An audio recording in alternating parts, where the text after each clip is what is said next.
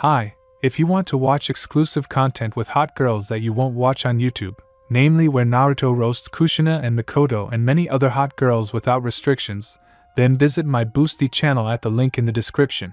The doorbell rang twice, and Itachi raised his head, distracted from the TV. Who could come on Sunday without an invitation? Maybe the neighbors needed something? Oh, just not the Jehovah's Witnesses. Although Madara had scared them so much last time with satanic songs under Sasuke's crazy laughter that it was unlikely that any sectarians would ring their doorbell now. He got up from the couch, brushing cookie crumbs off his shirt. It looked like either Madara nor Sasuke were going to answer the call.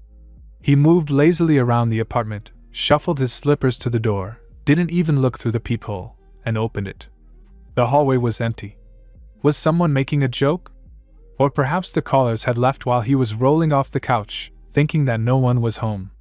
There were some strange sounds from below, and Uchiha lowered his head. A large dark blue baby carrier stood on the rug, covering the sign. "Get lost!" Sasuke and Madara had a specific sense of humor. Something moved inside the cradle, and Itachi blinked.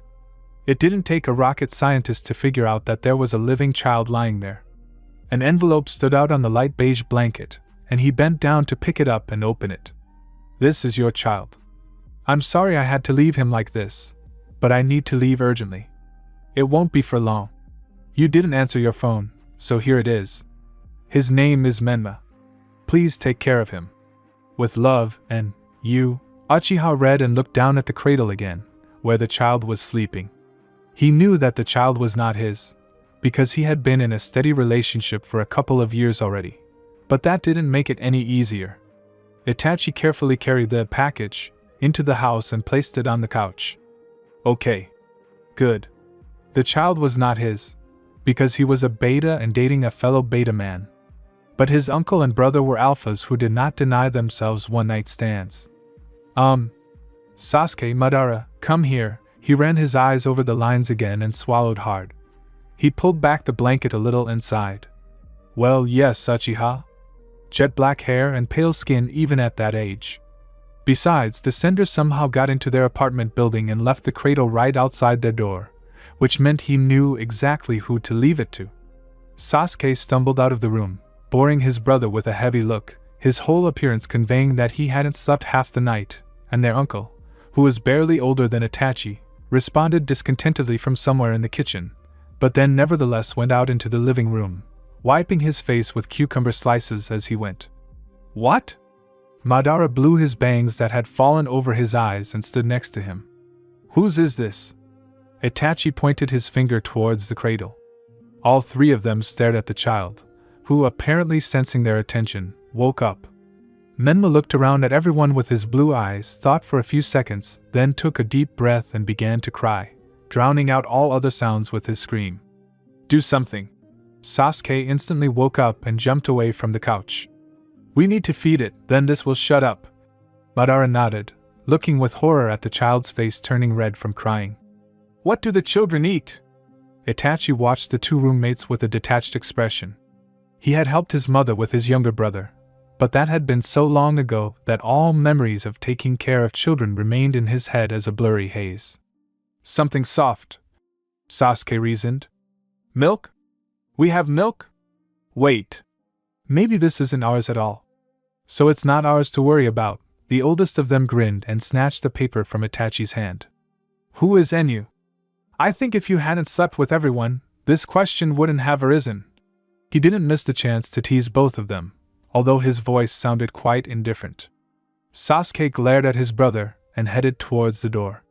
Hey! Where are you going? Madara narrowed his eyes unkindly. Where, to the store. The child needs to eat something. Sasuke pulled on his sneakers and ran out of the apartment, away from the child's crying.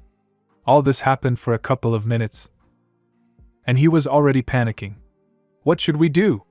Itachi tilted his head to the side, examining the child. If it weren't for the color of his eyes, one could definitely tell that the child was a small copy of one of the Uchiha. I don't know. Should I calm him down? Oh yeah? Sunday. And the supermarket was, of course, teeming with people. Sasuke's hatred of humanity immediately shot up to the dangerous level. But oddly enough, The baby food section was almost empty. He stood in front of a row of various tins that led to disgusting-looking purees in glass jars. How could anyone eat something like that? Anything to suggest? The woman smiled broadly, seeing the young daddy. Yeah, he barely managed to force himself to ask, but it was much faster to ask than to stand and read something on the labels. I need food for the baby. Yeah, that's great nutrition. Contains all the necessary vitamins and microelements, and also, just give me something for the baby, he said through gritted teeth. Are his teeth coming in already? Teeth? Well, yes. Constantly cries, puts her hands in her mouth, drools everywhere, she nodded. Because then you need to. Okay. I'll take this. And this. And this too. Thanks for the information. Sasuke took several tin cans with a picture of a baby, threw them into the cart, and hurried to disappear into another department. Having grabbed a couple of packs of diapers, various nipples and a strange-looking pacifier, and then a little bit of everything else, he brazenly cut in at the checkout line and flew out of the store. Although it was probably worth wandering around longer, just so as not to return back to the apartment and not encounter the problem that had arisen. He threw the door open, dropping the bags to the floor with a thud, and stared at the two men. The baby was still screaming. Madara was sitting on the floor, his knees pulled up to his chest, his fingers tangled in his dark locks, and Itachi looked miserable as he tried to rock the baby in his arms. Was he crying this whole time? Sasuke raised a dark eyebrow. No, I kept quiet until I saw Madara, Itachi explained melancholically, a little disoriented by the loud crying. He hates me. My child hates me, he whispered in horror, ruffling his long hair. What makes you think he's yours? In fact, Sasuke would have been very happy to dump this burden on his uncle, but he decided to argue purely for the sake of principle. I don't know. Not yours, the man snorted. You yourself said that you only sleep with betas, and only men. The argument had quite a clear effect, and the younger Uchiha even became inspired. Excellent, so the problem wasn't his. The three of them would have to sort it out, of course, but he had successfully pushed some of the responsibility off himself. The joy didn't last very long. A disgusting smell floated through the living room. No. Just don't tell me that. Yes, he did. Itachi looked at the calmed-down child, who seemed very happy that he had arranged a fun day off for the three men. I bought them. Here, Sasuke picked up the package of diapers, looking at his brother and uncle in confusion. So, what do we do with it? They crowded around the child, who was lying on a clean towel and looking back at the men, trying to stuff his own heel into his mouth. Should I wash it? Sasuke suggested. Wash it, Madara agreed. Wash it yourself, it's your child. The younger one grinned vindicatively. Give me some napkins. Itachi caught the baby's gaze and now did not allow him to be distracted, fearing a new burst of crying. His brother handed him a pack of wet wipes and tore open the plastic wrapper of diapers. Do you know that it says 8 to 12 here? Madara looked closely and frowned. It's like months. How old is he? No teeth. So, no older than 6 months, the uncle nodded meaningfully, and then frowned. A year ago, Maybe a little more. I don't remember what happened then. Some kind of filming, I think. But Sasuke remembered. He almost got into a big mess back then.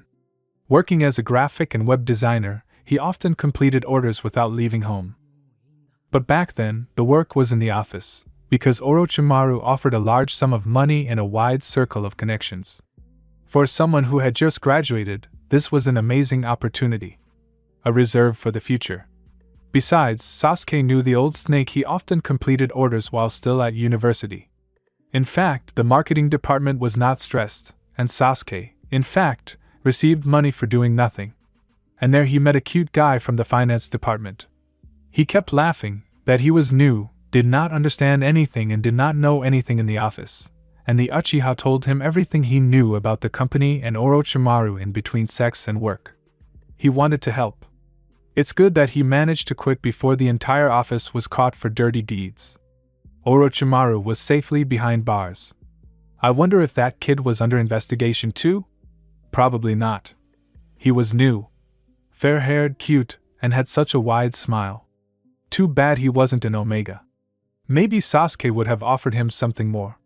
Well, that was further proof that the child wasn't his. Great. It's done, Itachi exclaimed after tense minutes of wiping and putting a diaper on the baby. Bring some tape. Otherwise the diaper will slip off. What do you mean, whiskey? Madara became inspired. I mean duct tape. He rolled his eyes and picked Menma up. The baby smiled toothlessly and grabbed the man by a silky black lock of hair. Don't pull my hair, please. Menma blinked and obediently let go of Itachi's hair. How did you do that? Sasuke asked in a whisper. I don't know, the brother answered in a whisper. I brought scotch tape. Both options, Madara whispered. So, fed, put to bed, Victory, the eldest of the Uchihas, collapsed on the sofa and buried his face in the pillow. What should I do with him tomorrow? I have to go to the shooting. I'm working too. Itachi turned to his brother, still clutching the plastic bottle with the nipple in his shaking hand. Who knew that even feeding a baby was a whole ordeal? Do you think I can handle this alone? Maybe we should call someone? Sasuke tried to keep his eyes open, but he was falling asleep more and more. No one. And it will take a long time to find a nanny, Madara muttered, hanging his hand off the sofa. Shh! All three raised their heads, listening. There was silence in the apartment for a few seconds, but it was broken by a piercing child's cry, followed by the synchronized groan of three men. What does he want? Madara was rocking the crying child in his arms. They had already put the baby to sleep twice, but he obviously wanted to stay awake. I checked everything. Maybe he's in pain somewhere? Itachi suggested. Sasuke wisely locked himself in his room and ignored the tearful calls of his roommates for help. Look it up on the internet. The older one tried to put a pacifier in the child's mouth, but got it in the forehead. Menma had already had a good throw. Itachi sat in front of the laptop screen for a few minutes, frowning. It's either colic due to unusual nutrition or… Okay, let's hope for the best. What do you mean, for good? Madara narrowed his eyes and hissed. Silence fell in the room, and the two men looked at the child in unison. He was looking at them both carefully. He likes it when you're unhappy, it seems. Yes? Do you like it? Madara addressed the baby. Oh, I am very unhappy. I have to be in the studio in 6 hours. And do you know how big my dark circles under my eyes will be? No damn concealer will be able to cover them up. Menma smiled and closed his eyes sleepily. Don't stop, Itachi whispered. Interesting. The child fell asleep to discontented grumbling. Or just to emotional speech. So this NU is a very expressive person. I'm going to look like a fucking zombie, you know? The makeup artist is going to freak out when he sees my face. And there's that asshole Hashirama on set. I just can't look worse than him on camera. Madara paused to take a breath and noticed that the child had fallen asleep. At least we found a way to rock him. Next time, give him to Sasuke. He's always dissatisfied with everything. The child will sleep with him all day long. The man carefully put Menma in the cradle and walked to his bedroom, hoping to sleep a little more. The set was already noisy at such an early hour. Workers were running back and forth, adjusting the lighting, adjusting the scenery in the pavilion, and clarifying the script. The actors involved were very popular, having acted in both full-length films and abroad, in a word, having colossal experience and popularity, and great hopes were pinned on this drama. In addition, not a single actor had ever been harmed by a mass project on a federal channel. Madara knew that he couldn't act badly. In principle, his acting talent had been evident in all its glory since he was in diapers, but his co-star irritated him to such an extent that it was reflected on his face. Didn't sleep well? Hashirama asked worriedly. They had already finished applying his makeup, and now all the man's attention was focused on his colleague. Madara gritted his teeth, holding back a caustic comment. The makeup artist was desperately trying to cover up the bruises and grayish complexion, but today was clearly not the best day. You know, meditation helps a lot. It keeps your mental state in balance, hence the good sleep. Hashirama smiled broadly. Do you want me to? I want you to shut up, Uchiha glared at him. Senju obediently shut up, but remained sitting next to him like a loyal dog. And this is the best actor in the country? The sexiest man according to all these stupid magazines? Uchiha gritted his teeth even harder. Being number 2 after this idiot was even more offensive. We have changes in the script. Mito entered the dressing room and shook the papers. Has the director told you yet? What is it? Madara sighed. Well, it's definitely not his day. For comic effect, there will be a kissing scene. She grinned, raising a red eyebrow and looking at the clearly nervous makeup artist who was trying to make something bearable out of the Uchiha's murdered face. Who has the honor of kissing you, Mito-san? Hashirama laughed and slapped Madara on the thigh. If the Uchiha didn't care about his reputation, he would have ripped the laughing idiot's arm off. What? Me? No. Remember the scene where you two fight? That's where you two have to lean in to kiss my cheeks, and I pull away, and it turns out that you're kissing, she smiled. Fan service and all that, guys. Our drama has high ratings, but we need even more to get renewed for a second season. We have a threshold to cross, so don't let us down. Hashirama let out an excited cry and laughed again, and Madara closed his eyes tiredly. Definitely not his day. It was a quiet day at the small but successful Akatsuki law firm. Yahiko, their usual troublemaker, had taken the day off. Konan was monotonously clicking her mouse, checking her mail. The atmosphere was rather sleepy. Itachi had already hit his forehead on the table for the 3rd time. His head kept slipping off the hand that was supporting it. Nagato only glanced sideways with concern and carefully slipped a thick folder to his sleeping colleague to soften the blows. Otherwise, going to the meeting with a bump would be unpresentable. Do you remember that the hearing is at 12? He asked quietly. Give me some napkins. Uchiha muttered without raising his head.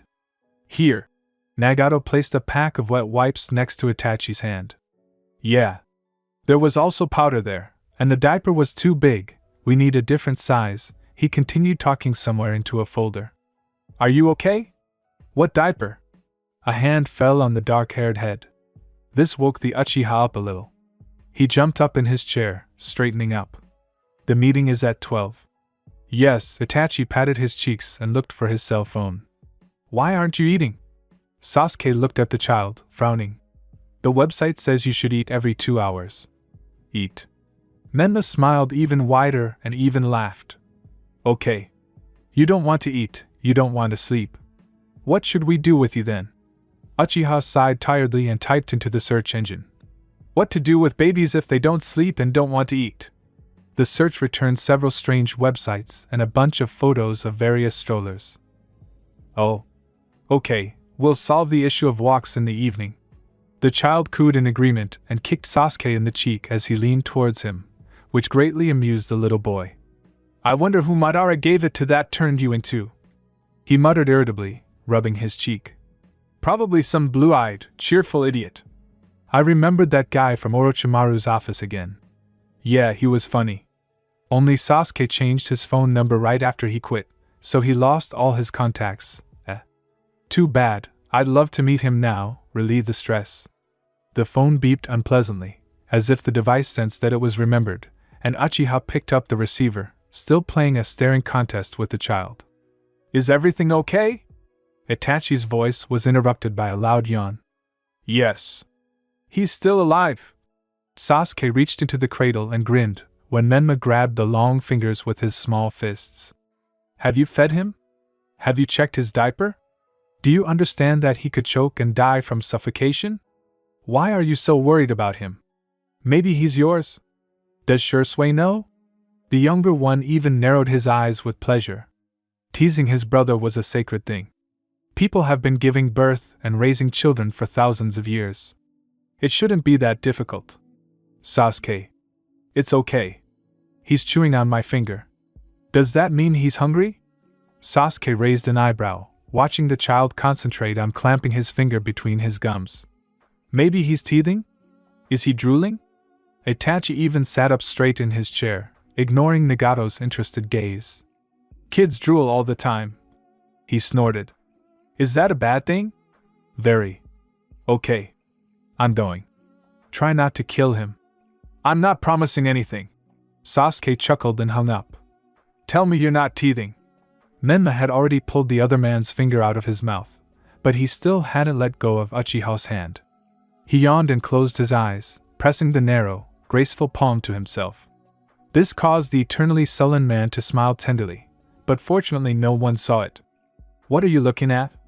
Itachi sat down next to him on the sofa. It was time to go to bed, but his gaze caught on his overly concentrated brother. Menma was put to bed, and now the apartment was unusually quiet. No one wanted to deal with a crying child again.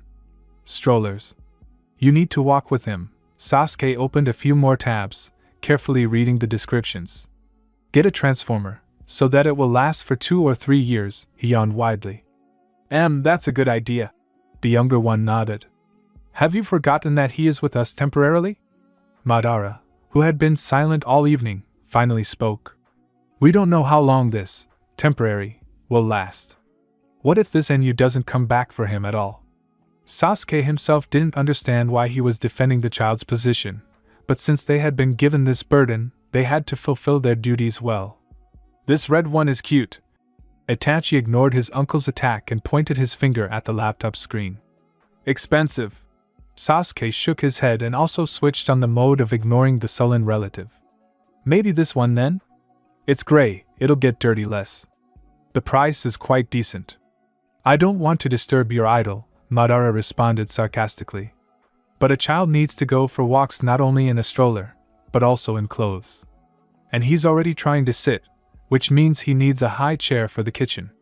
The brothers looked at each other and sighed heavily. It looked like the 4 of them would be going to the store tomorrow. Sasuke clicked on the buy button. At least one thing was done. Are you avoiding me? Hashirama looked at him like a guilty dog, crumpling the hem of his shirt with his fingers. Yes, Madara answered, trying to think of somewhere to go before filming began. He had already taken coffee. The makeup artist hadn't been overworked today because Uchiha had managed to get enough sleep and look fresh, so there was still plenty of time. Maybe he should run to the director? Anything to get away from Hashirama. Sorry. I got carried away yesterday. I didn't mean to scare you. Senju lowered his head in shame. Got carried away? You kissed me as if you wanted to shove your tongue down my throat, he hissed, squinting threateningly. We should have just touched lips. Well, we did that for the first 8 takes, then I wanted to diversify it a bit. Is that why you started to get handsy? Madara squeezed the plastic coffee cup in his hand. It was a joke. Well, now I understand that it was a bad one. Hashirama blushed to the tips of his ears. Yes, very unfortunate. Uchiha passed by, pushing the man with his shoulder. I understand why you follow me. Keep in mind that nothing will work out with 2 alphas anyway. But... What but? He turned sharply, showing off his thick hair. I'm an Omega, Hashirama said quietly, looking around to check for any strange ears. Madara blinked, looking at the man, who was almost a head taller than Uchiha, broader in the shoulders, and generally had a very masculine build. Compared to him, Uchiha himself could be called an Omega. The statement sounded, at the very least, unconvincing. He had met all sorts of people, of course, but this was the first time he had heard such blatant nonsense. Yeah, right, he grinned. Think of something more interesting. You believe in stereotypes? Senju smiled and shrugged awkwardly. It wasn't every day he shared this little secret. Omegas have different bodies just like everyone else. We're just given the ability to bear a child, that's all. And you leak and stink. Madara had nothing against it, but he had to humiliate Hashirama now. Especially after yesterday. Admitting to himself that he liked kissing his hated competitor was beyond his dignity. He expected the Omega to get angry, but he smiled broadly, which only made Madara even more angry. I drink suppressants, so my smell shouldn't bother you. I hope so. Hashirama clapped him on the shoulder and walked towards the necessary pavilion. Still, he looked clearly hurt, which pleased the Uchiha greatly. Sasuke was left alone with the child again and was even able to work. Menma behaved rather quietly. Apparently, he got used to it, and now he could quite calmly lie in the cradle and listen to the disgruntled grumbling of an adult, cursing. Stupid customers who themselves do not understand what they want. He obediently went to bed and ate normally, even pleasantly surprised Uchiha with the lack of whims. The stroller was delivered in the afternoon, so Sasuke simply wrapped the baby in a warm blanket and tried the device out. The first walk could be considered a success, which he reported in a text message to his brother and uncle. Yes, these are the little joys that appeared in their lives with the baby. In the evening, the three men managed to dress the child in the clothes he had been delivered to their door in a couple of days earlier and went to the children's supermarket. There weren't many people, which pleased Madara and Sasuke considerably. It guaranteed quiet shopping without any hustle and bustle. I'm going for food and hygiene stuff. Itachi looked at the large signs hanging near the ceiling and indicating the departments, and looked down at the list he had compiled. You for clothes and toys. Meet me at the third checkout. He hurried to disappear among the shelves, leaving his uncle and brother with the child, who was curiously looking at the ceiling of the store from the stroller. What's closer? Madara glanced fearfully at the long rows of something bright and loud. Toys. Let's go there. Sasuke sighed and directed the stroller right into this terrifying thing. What do children of this age usually play with?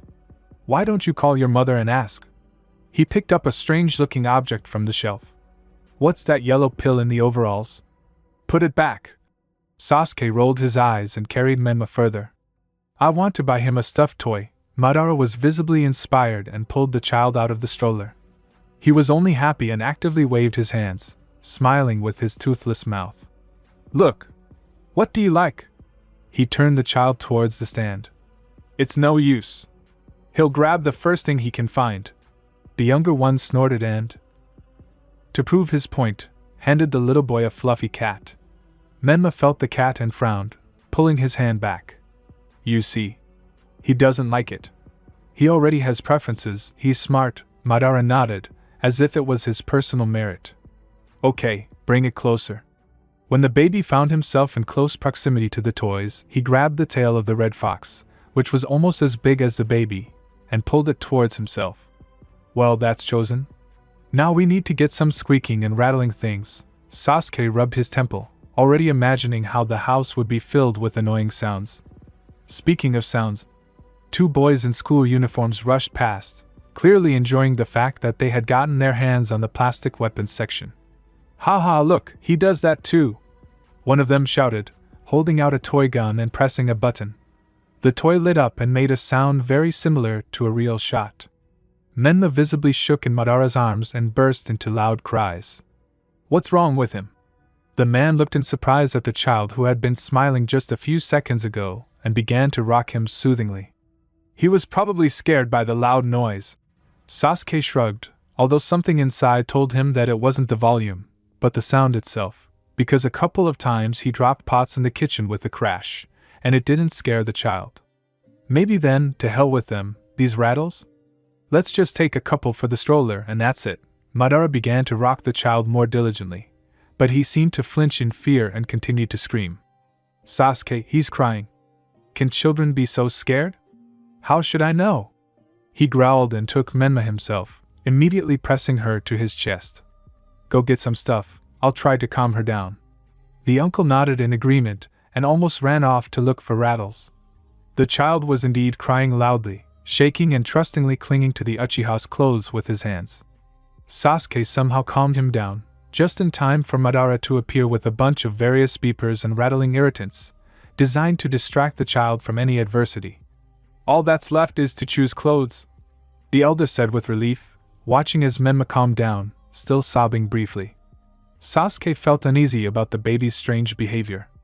A whole week had passed since the day the three men had found the unexpected package on their doorstep. Sasuke had adapted to daytime existence because of the child.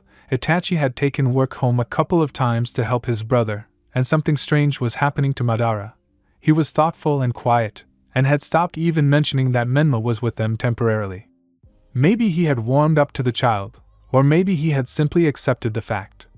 At least he spent a lot of time with the baby, and in the evenings he put him to bed himself, whining dramatically. And now the eldest of the family was trying to feed the child in the kitchen, and Sasuke, passing by the cradle in the living room and holding a pile of laundry in his arms, remembered that it would be good to change the sheets in it, too. He pulled out the contents of the carrier that played the role of the baby's crib and froze. On the inner lining, a dark stain was visible on the side. It looked like dark chocolate.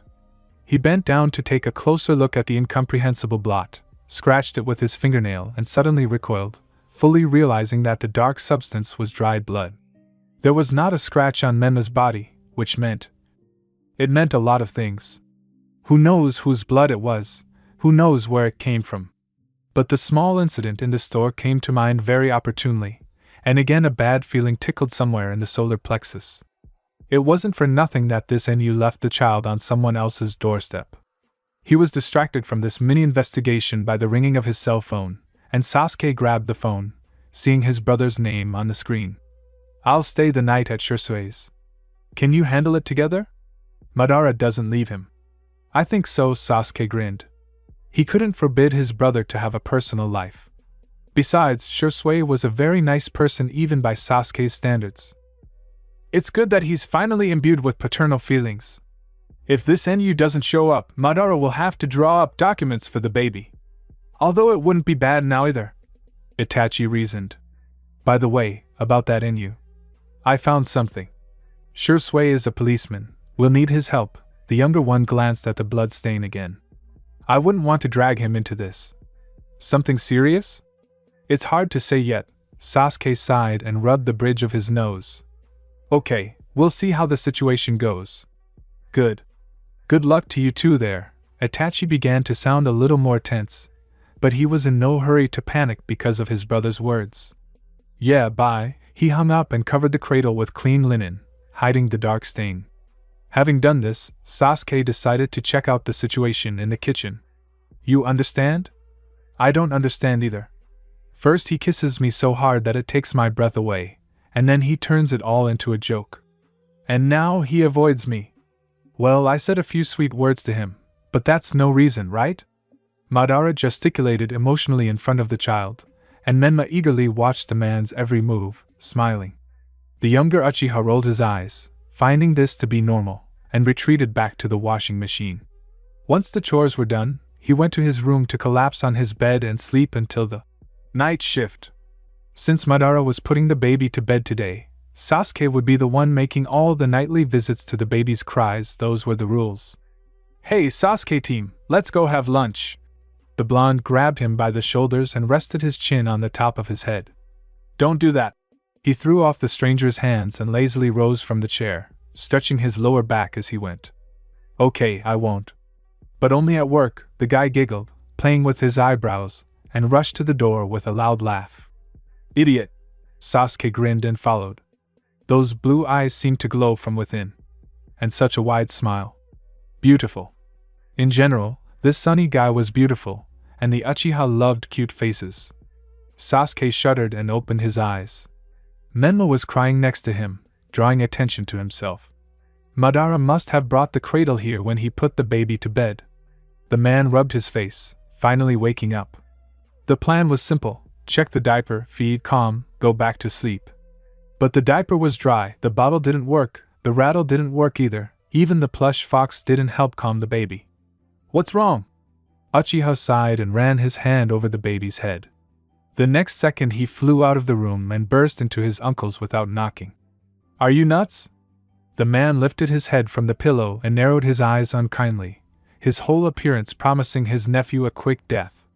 Menma has a fever, the younger one said, gasping for breath. Madara jumped out of bed and walked into the next room, pulling his disheveled hair into a crooked bun as he went. What should we do now? I don't know, should I call a doctor? Sasuke picked up the child and looked around the room with a bewildered look, looking for a phone. An ambulance? They won't come. He grabbed his nephew's mobile phone. Let's Google it. Menma had no intention of calming down and stubbornly stuck his hand in his mouth, muffling his scream. What is he doing? Chewing his fist and drooling. Madara pulled his small hand away and stuck his finger in the child's mouth, feeling his gums. Well, that was the instruction on the parenting website. He had read many such articles this week, fully realizing the responsibility that now lay on him. Looks like teething. And that's why it's hot? Sasuke snorted skeptically. Well, yes. True, this knowledge doesn't give us much. I don't know, should we bring down his temperature? How do you even measure it in babies? Okay, keep an eye on him, and I'll go to the pharmacy. He handed the baby into Madara's hands and ran out of the room, grabbing his jacket. The apartment building where the trio lived was in a pretty decent area, although that didn't guarantee the absence of strange individuals on the streets at night. But when a disheveled man with a crazy expression runs past the houses, it's unlikely that any robber would dare to approach without worrying about his life. The streets were lit by the occasional street lamp and neon signs, but many of the signs with green and red crosses were already out, indicating closure. Sasuke reached the nearest 24-hour drugstore in a matter of minutes and gripped the door handle, catching his breath. He had run at least 3 blocks, and now he clutched his side, hoping he wouldn't pass out from the sudden exertion. The white light from the drugstore hit his eyes unpleasantly after the pitch darkness, which was not very well diluted by the signs and lanterns. There was no one in the hall, and he went up to the cash register, looking for the button. Having pressed the white plastic circle, above which rested a welcoming inscription, he impatiently shifted from one foot to the other and licked his lips, dry from running. A few seconds later, the door behind the counter opened, and a red-haired girl came out, rubbing her sleepy eyes. "Hello? How can I help you?" she said weakly, putting on her glasses. "Oh, Sasuke?" "Hello, Karen." He even managed to be a little surprised and happy. It would be easier to explain to a familiar person what he wanted, although he would definitely not avoid questions. Sasuke remembered that she also worked for Orochimaru in the development department. "That's where they met, I think." "Long time no see," she smirked, casting an appraising glance at him and instantly assuming a seductive pose. At this hour he probably came for condoms. Yeah? Listen, can you help? I need a baby thermometer. I don't even know how to measure children's temperatures." "You? A child?" She blinked in surprise, instantly losing all her ardor. Yes, people do know how to change. Karen remembered this mysterious designer guy and felt genuine interest. Too bad it was unanswered. However, it seemed that Sasuke did answer someone. She stepped away for a few seconds and returned with a small box. "You put it on your forehead and hold it for a bit. Anything else?" "Yes, an antipyretic. Anyway, Menma is teething." He tiredly rubbed his face with his palm, not even noticing that he called the child by name. "The night will probably be nervous and sleepless." Menma. What an interesting name. Karen frowned slightly and disappeared from sight again. She returned with a couple of boxes, a green silicone thing of a strange appearance, and a tube of gel. "Look! These are suppositories. If the temperature rises above 38, use them. If not, then these, the dosage is smaller, got it? This is a gel for gums. And this is a special scratcher so that he doesn't put everything in his mouth, but only this thing." Sasuke nodded, carefully remembering the information. "Thank you, you've been incredibly helpful." He exhaled, taking the bills out of his wallet. "You're welcome. Come by sometime, I'll give you a discount card." She smiled and twirled a red strand of hair around her finger. When the door closed and the pharmacy was empty again, Karen pulled her cell phone out of her robe pocket. It seemed that Sasuke had reciprocated not just anyone, but the same blonde who had derailed her entire research career. After thinking for a few minutes, she finally unlocked the screen and dialed the number. "Kabuto-san. I think I know something about the child. I'm not sure, but it's worth checking." Before entering the pavilion, Madara put some drops in his eyes so that they wouldn't be so red. The makeup artist almost died over his face again, but he did his job. After Sasuke returned, they measured the temperature, inserted a suppository into the child with great difficulty. Itachi would have definitely quipped that it was more difficult for them than inserting a penis into such a place, fed him and smeared his gums with gel. Only after all these manipulations did Menma fall asleep and allowed the men to also pass out until about 6 o'clock. Madara sighed and walked on, almost falling asleep as he walked. The sudden collision had visibly invigorated him. "Oh. Sorry," strong arms kept him from falling. And someone else's long strands tickled his face. Hashirama smiled awkwardly, putting his victim on his feet and loosening his embrace, and hurried away, but the Uchiha grabbed him by the wrist and narrowed his eyes unkindly. "Why are you running away from me? I just thought that you could smell me even through the suppressors and you didn't like it. I didn't want to cause any inconvenience." Senju shrugged. "Are you an idiot?" Madara rolled his eyes and snorted. "Every time we happen to film together, you walk around very nervous and angry. The smell of omegas sometimes affects alphas like that, forgive me. A little over a year ago, you generally snapped at everyone all the time, and I was just reducing the dosage then, Hashirama smiled, and Uchiha finally remembered that a year ago he really did film with Senju and walked around on edge. Because of Hashirama, and not his smell. Because this smiling idiot was his main rival in everything. As soon as they appeared together in some project, Madara ate poorly, slept poorly, and could not even have sex. This thought sounded an alarm bell, but Uchiha promised himself to think about it later. No, it's because your face irritates me, not your smell, he hissed. Oh, well, I can't do anything about that. Senju smiled again. Why do you even need to do anything? Madara sighed tiredly, but he still didn't let go of his hand. Because I like you. And the least I can do for you is not to irritate you. Hashirama said it so simply that the Uchiha had an emergency brain reboot. Do you like me? He whispered, afraid to repeat the words louder. Yes, quite a long time ago. But I understand that not everything in this life is mutual. The man laughed quietly, freeing his hand, and moved on, leaving Madara to process the information received. Itachi arrived in the afternoon, having been to work and taking papers home. He looked well-rested and refreshed, unlike his younger brother, who kept falling asleep next to the cradle, placing his hand in it so that Menma wouldn't cry. The child was vigorously rubbing his gums with green silicone and admiring the ceiling. Someone else's hand was preventing him from sitting up, and he didn't really try to push it off. Hello? Itachi glanced at the crumpled drug labels scattered on the coffee table along with the packs. Menma responded with a grunt and smiled, drooling on his chin. After putting everything away and taking the medicines to the medicine cabinet, he returned and carefully pulled his sleeping brother's hand out of the carrier, and then picked up the child in his arms. Hungry? He carried the baby into the kitchen, and he was only too glad to exchange the sight of the whitewashed ceiling and the edges of the cradle for something else. He didn't really eat it, but he was happy to chew on the rubber tip of the bottle. Itachi smiled and reached for his phone. After taking a couple of photos of the baby, he thought, tapping the edge of the phone, and sent them to a specific subscriber. A few seconds later, the phone vibrated in his hand, and Uchiha ran his finger over the green receiver icon. Yes, Mom? So how do you explain this? Mikoto sounded worried. It seems you've become an aunt.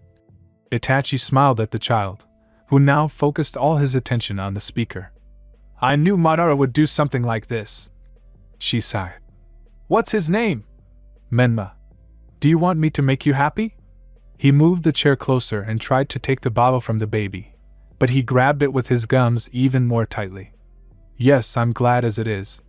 Such a cutie. Can I come and look at my nephew? Your father never leaves work. It's boring at home. She laughed quietly into the phone.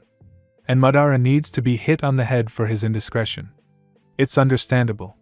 Being the chief of the city police is not the easiest job. Itachi could no longer remember what exactly he wanted to please his mother with. Fighting with the child for the chewed pacifier. Come, of course. At the same time, you can consult Sasuke on matters of upbringing. Why Sasuke? He works from home, so he sits with Menma all the time. Although Madara takes over from him in the evenings. He finally took the bottle away and gave the child a green gum scratcher. It's good for both of them, Mikoto laughed again. Children learn responsibility. Okay, I'll stop by tonight. We'll wait. Itachi hung up and turned to the doorway, where his sleepy brother appeared. Snitched? He yawned and moved towards the coffee maker. A little, Itachi agreed. Does Menma have a fever? It was at night, now it seems not. Sasuke sat down at the table and propped his head up with his hand, trying to keep his eyes open. After the night incident, everything else flew out of his head, and he didn't even remember about the blood stain, and the elder was worried about the child's condition. Should I take him for a walk? He pushed the bottle towards his brother, who nodded gratefully, pressing on the plastic edges and pouring milk into his coffee mug. No. Madara will come and have fun, but on the weekends he is yours. The younger Uchiha almost rolled over his mug and hissed discontentedly. Menma liked this performance, and he laughed. Sure, Sway will come on Sunday. Itachi moved the napkin holder and smiled. The three of you will have a fun time. Sasuke finally took a sip of the invigorating coffee, squinting sarcastically. The front door clicked, and the rustling of clothes was heard. Madara slowly floated into the kitchen and snatched the mug from his nephew's hands, immediately pouring its contents into himself. "You're early. Are you ahead of the filming schedule?" Itachi had already figured out what to cook for lunch and dinner, since the whole family was gathered, and his mother was planning to come. "It seems like I'm dating Hashirama now," he said in a strangled voice and sat down at the table, looking ahead in horror. "So he knows you have a child?" Mikoto stroked the baby's black hair. Menma, to everyone's surprise, very willingly went into her arms and now clearly enjoyed the attention and caress of soft female palms. Yes. He even liked it. Madara hugged the sofa cushion to himself, frowning. So, how did this happen? Everyone in this house, even the little one, knew that Hashirama Senju was the main evil in the man's life. He said he liked me. I asked him what would happen if he liked me back. He didn't seem to fully understand how it all happened. He said he would ask me out. And I'm going on a date with him this weekend. It seems that everything is human only with Itachi. Mikoto smiled, rocking the child in her arms and watching him sleepily rub his eyes. What was that hint at just now? Sasuke narrowed his eyes, and his mother smiled mysteriously, stroking the baby's thin eyebrow with her thumb. You know, you and Madara look very similar, although Menma is just a spitting image of you as a little boy. She laughed quietly. We've already sorted that out, he waved it off. The child is definitely Madara's. But the uncle himself remembered the morning conversation with Hashirama. Doubt crept into his already heavy head again. Shirosue couldn't come, he got an urgent call, so Itachi took care of Menma alone all weekend. Well, not exactly alone, Sasuke was home too, he just wasn't hanging around the kid like he usually did. He fed him, put him to bed, and then let the older one sort it out. Madara was nervous, and after the date he simply locked himself in his room, not responding to any attempts to somehow find out what exactly happened. Madara, frankly speaking, had no idea where they would go. Or rather, he imagined a restaurant with a secluded table where they could have a delicious dinner, drink wine and talk without prying eyes and ears. But a couple of hours before the appointed time, he received a text message with a rather dubious content. Dress inconspicuously. The Uchiha glanced at the prepared suit and sighed irritably. Inconspicuously? How so? Sasuke, he knocked and opened the door a crack, deciding to ask his gloomy nephew about fashion trends. He didn't have time to ask the question, seeing Sasuke with huge bruises under his eyes, chewing on a pencil as if it were someone's neck. Gray sweatpants and a dark blue sweatshirt. Yeah. Probably, that fit the description of inconspicuous. Returning to his own wardrobe, Madara pulled out black jeans and dug out a black leather jacket, quite rightly believing that dark colors would blend him in with the crowd. Having dressed, he grinned at his reflection and winked seductively, pushing his hair back with his hand. Are you going to the informal gathering? Itachi asked. Menma looked at the older Uchiha with a strange expression. It's an inconspicuous species, you don't understand anything. He snorted. Your ass is so tight that it sparkles from 2 kilometers away, and on your jacket, is that a skull made of sequins? Itachi responded skeptically and shook his head. Menma grunted in agreement and jerked his hand, indicating that it would be better to take off this bad taste. Okay, fine. Then how do I become invisible? Open Sasuke's closet and take out the first things you come across. Anyway, 2 hours later, Madara was standing outside his own house in shabby sneakers, baggy sweatpants, and a dark gray sweatshirt that was 3 sizes too big and reached his hips. He had pulled his hair back into a ponytail and put on a cap, adding dark glasses to the look. So far, no one had stopped to ask for an autograph. Only an old woman had walked around him, calling him a damn drug addict. I wondered if Sasuke always got comments like that. No wonder he rarely left the house. A homeless-looking man stopped next to him and leaned his shoulder against the building's cladding. Are you ready? Madara flinched at the familiar voice and pulled his glasses down his nose. Hashirama? Even in these clothes you still look stunning, Senju said instead of answering. Why did we dress up like that? Uchiha sighed and put his glasses back on. You'll see everything.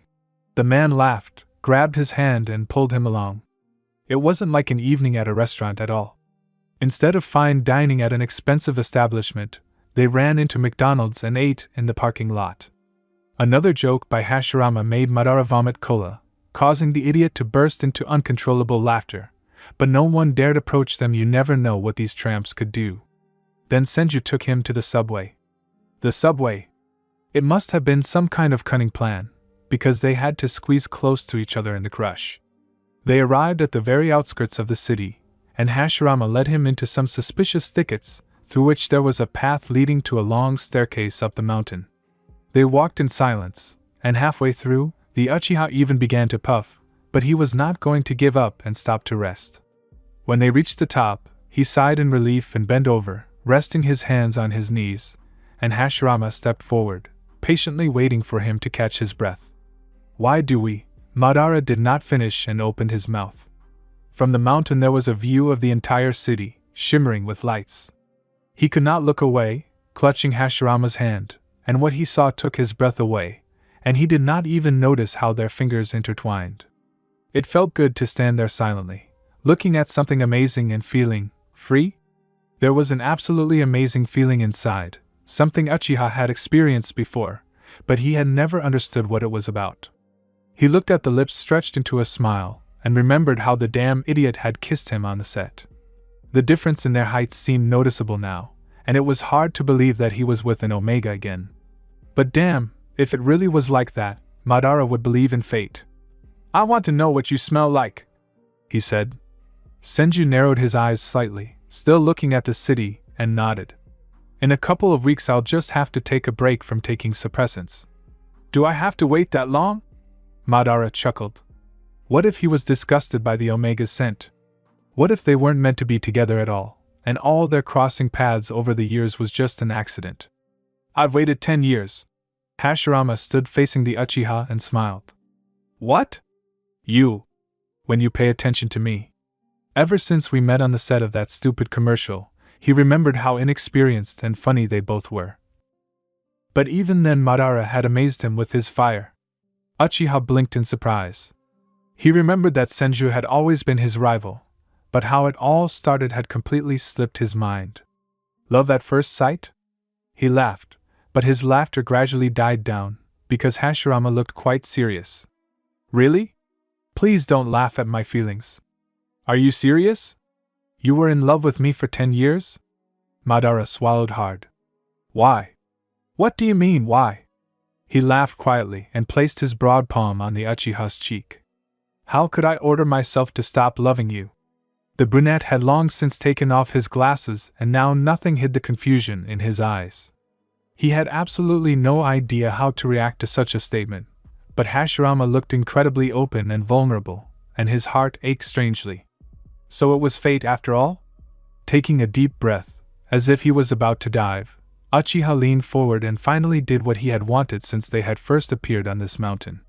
Senju kissed him back softly, leaning down slightly so that Madara wouldn't have to stand on tiptoe, and wrapped his arms around the thin figure. It was past midnight when Uchiha got home and locked himself in his room, listening to his own racing heartbeat. He rummaged under his bed and pulled out a huge box containing his darkest secrets. Magazine clippings of Hashirama's interviews, photos of him, posters, even a few figurines he had stolen from studios. Madara sat down heavily on the floor and ran his fingers through his hair. Was his abnormal obsession with his rival a crush all along? Another week flew by rather quickly. Menma, apparently, decided to make life easier for everyone and was not particularly capricious. There was no more fever, and his smile was flaunted by the first tooth that had not yet fully emerged. The three men had adapted so well to their new duties that they were doing many things automatically. In short, they had become very attached to the child, and he to them. Mikoto readily answered questions and came a couple of times to babysit. A real family idol. If it weren't for one but. Madara didn't keep a diary, but he maniacally wrote down everything that had to do with Hashirama, following the principle of know your enemies better than yourself. Or because of something else, as he found out. And the entries were dated. Indeed, at the time when Menma could have been conceived, he was busy filming with Senju, which means he wasn't sleeping with anyone. Itachi was already in a relationship with Shirzue, and women weren't attractive to him. That left Sasuke, who had a strict rule to sleep only with betas, just to avoid accidentally making children. It turned out that Menma wasn't related to them at all, he just looked similar. Only when he rocked the baby in his arms, Madara realized that the resemblance was truly familial. Even Mikoto admitted it. He didn't want to think about it at all. Menma was their child, period. Maybe it's time to settle down. To accept Menma as my son, to finally start a normal relationship? Upon closer inspection, Hashirama turned out to be not so annoying. I even wanted to know the real smell of an Omega. Speaking of smell, he looked thoughtfully at his sleeping nephew, who had taken up the entire couch. If Madara had mistaken Hashirama for an alpha, simply because he couldn't smell him, could? The Uchiha glanced at the sleeping child's face, and then back at his nephew. Yes, the resemblance was too strong. Sasuke had probably stumbled upon some Omega posing as a beta. No other way. How great it was 10 years ago, when there were no such drugs. Everyone walked around with their own smells. Fights between Mad and Alphas because of a strange Omega's sudden heat on the street. Nightmares in schools and colleges because of hormonally unstable teenagers. Well, maybe these drugs weren't so terrible. He carefully lowered the small body into the cradle. What difference did it make who the parent was?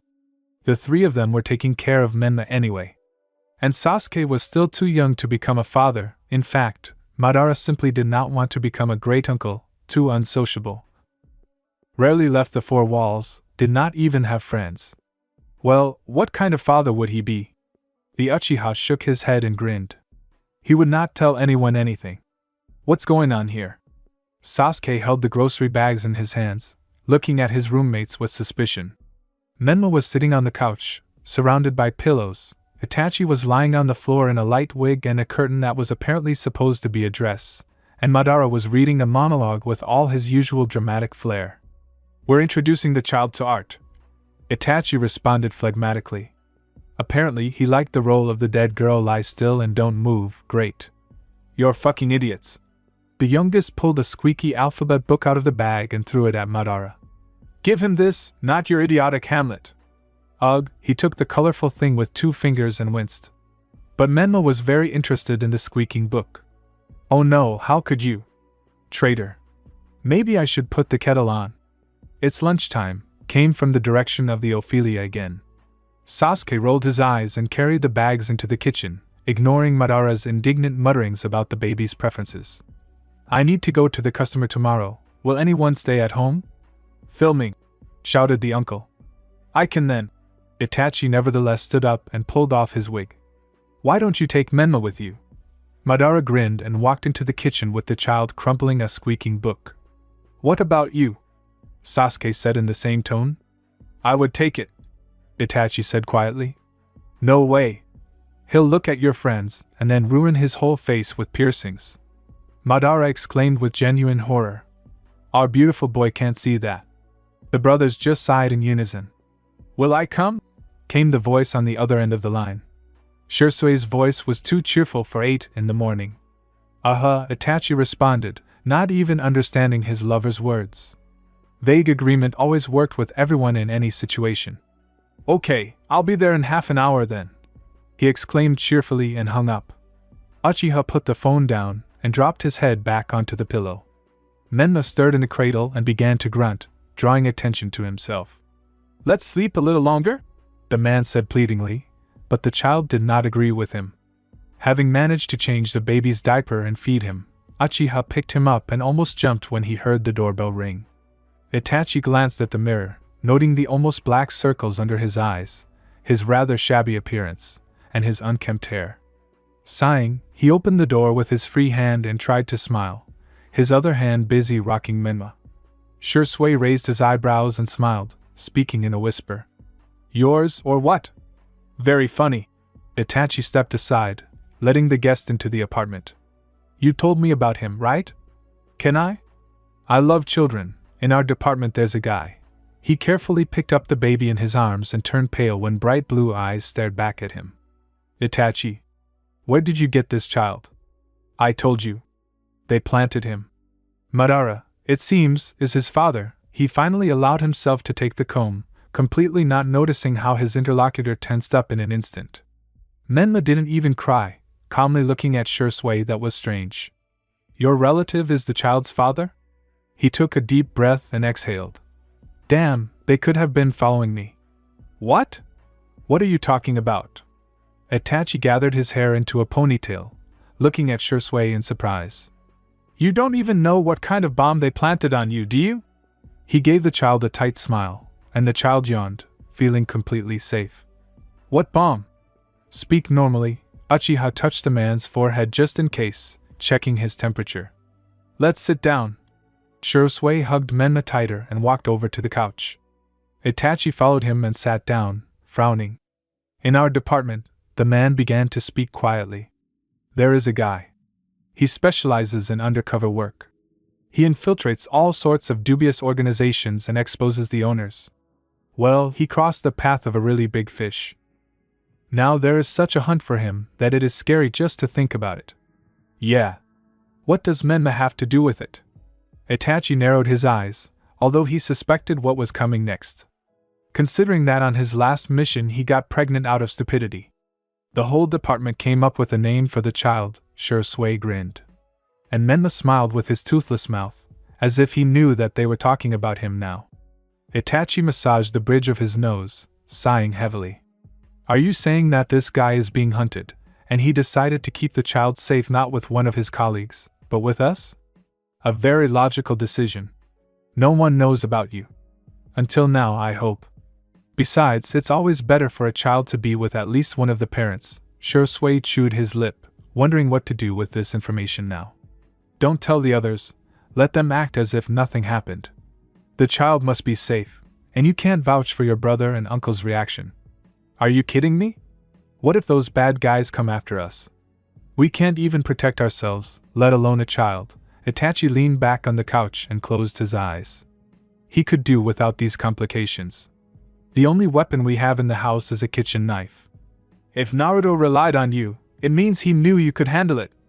Shui smiled, watching the child fall asleep in his arms. Naruto, then? Who did he run into? Uchiha had already figured out how much a new alarm system for his apartment would cost him. Orochimaru. Well, you remember, there was a big case. He stole people and conducted horrible experiments on them under the guise of pharmaceutical production. Itachi fell silent and rubbed his face with his palms, sighing heavily. What's wrong? Shui looked at him with concern. Nothing. It's just that half an hour ago I thought I had a little cousin. And now it turns out I'm an uncle. Shui left in the evening, leaving Itachi with very clear instructions in case something happened. It was because of this that Uchiha had once refused to become a policeman. Fugaku, however, was not against it. As the chief of the city police, he knew what risks this job entailed, so Itachi got approval for law school quite easily. It seemed to be a fairly close field, but more paperwork than fieldwork. And Sasuke had always been a rebel, but fortunately his protest graffiti on the walls had grown into a real profession. The parents could only agree. And now he was rocking the child in his arms, smiling from ear to ear. Madara chuckled next to him and narrowed his eyes. What? Why are you looking at me like that? Sasuke looked back at them and proudly walked away with Menma to the kitchen. And when did you realize that? Uncle folded his arms across his chest, shaking his head. Yes, Madara was no stranger to insight. Today. And you? A few days ago. The elder one said proudly, as if he had won some kind of bet. Just don't tell him anything. Itachi grabbed his brother's cell phone from the coffee table and unlocked the screen. He dug into the settings and checked the box next to share location. And I didn't plan to. He chuckled and also headed to the kitchen. Itachi glanced around the living room. Baby clothes were scattered on the couch, blocks were scattered on the floor, and a stuffed fox's face was sticking out of a carrier. And all of this fit so organically into the lives of the three men. It was hard to imagine what would happen to them if something suddenly happened to Menma. Sasuke sat down on a bench and took out his cell phone, holding the handle of the stroller with his free hand. Menma shook the rattle vigorously and chewed on it periodically, looking at the tree branches above him and the sky. The weather was wonderful, and the park was quite crowded. Joggers were running laps, couples were strolling with ice cream, some just came to sit on the benches to read or feed the pigeons. People with strollers threw each other knowing glances, sometimes striking up a conversation. Sasuke, of course, wasn't involved. He rocked the stroller, hoping Menma would fall asleep, and idly flipped through pictures of baby cribs. The carrier was certainly convenient, they could drag it from room to room, but the baby was growing, which meant it was time to buy something more substantial. Sasuke-kun?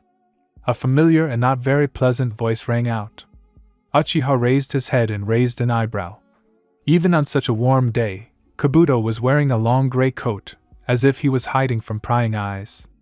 He smiled falsely and adjusted his glasses. What a surprise. Yours? He nodded towards the stroller, still wearing a nasty smile. Mine, Sasuke nodded. He didn't want to go into details and explain their interesting family situation to a stranger. So cute, Yakushi looked into the stroller, and it seemed his smile became sincere. He even took out his mobile phone and took a photo of the child. I adore children. And what is their name, if it's not a secret? Menma, he tried to answer in monosyllables, hoping that it would save him from unpleasant company. He didn't say anything in the photo. This man had many oddities. Let him do what he wants and get out of here as soon as possible. Menma? What a wonderful name, Kabuto laughed quietly and walked away from the stroller. Where do you work now, Sasuke-kun? It's been so long. At home. Uchiha sighed and stood up, intending to literally walk away from this conversation. Well, yes, it's convenient when you're taking care of a child. Menma's other parent is probably very busy? You can't even imagine how much. He works day and night. Sasuke muttered through his teeth, already thinking about sending the annoying clerk to hell. I have no doubt. So, all the responsibilities of upbringing are on you? It's hard. He shook his head, smiling, and before the Uchiha could send him away rudely, he glanced at his watch and waved his hand. It was nice chatting, Sasuke-kun, but you know, there's a lot to do. See you later. I hope not, Sasuke whispered to Kabuto as he walked away. Yakushi had always been devious and cunning. It was no wonder he was still free. But that could mean Orochimaru was acting through him while behind bars and continuing his inhumane deeds. Shivering, the Uchiha moved on, wanting to quickly shake off the unpleasant feeling from the conversation. The house was cool and quiet. Madara was filming. Itachi was also at work. But Menma had no intention of sleeping. Having let him onto his own wide bed, Sasuke watched the child's first attempts to crawl. For the first time, the thought occurred to him that his uncle was something to envy. Even though the three of them were raising the baby, he was still born thanks to Madara. All his life, Uchiha had been disgusted by children. Noisy, snotty, drooling, disgusting creatures, that's what he considered them, which is why he only slept with betas. Even the thought of producing one of those creatures terrified him. And now Menma was crawling in front of him, loudly and inarticulately raving about the freedom of movement he was given, and Sasuke tried to swallow the lump in his throat. Was it possible to feel such tenderness for a child? How was it that a baby made him smile and want to hold a tiny, incapable body close to him? He was jealous and afraid. Jealous that Menma wasn't his child, and afraid that he wouldn't feel the same warmth for his own children, if he ever had any. And above all this, an angry thought beat: some bastard had just up and abandoned the baby. Almost a month had passed, and they still hadn't received any news from Menma's parent. If he knew the address, he could have at least sent a letter or something like that. Sasuke ran his hand through the child's hair, and the child smiled, proudly showing off the tooth and trying to crawl towards the adult. He picked the child up and sighed, looking into the huge blue eyes. How could your parent abandon you? What kind of monster is he that he dumped you on the doorstep of complete strangers? He stretched out on the bed and laid Menma on top of him. You know, when you grow up, you can find him and punch him in the nose, I allow it. The child only fumbled and slid off the man, putting his fingers in his mouth. This gesture was already extremely familiar. Yeah, I wouldn't mind some lunch either. Sasuke smiled and dragged him into the kitchen. Menma was banging a plastic spoon on the base of his high chair, making different pitched sounds. It was supposed to be laughter, Sasuke realized.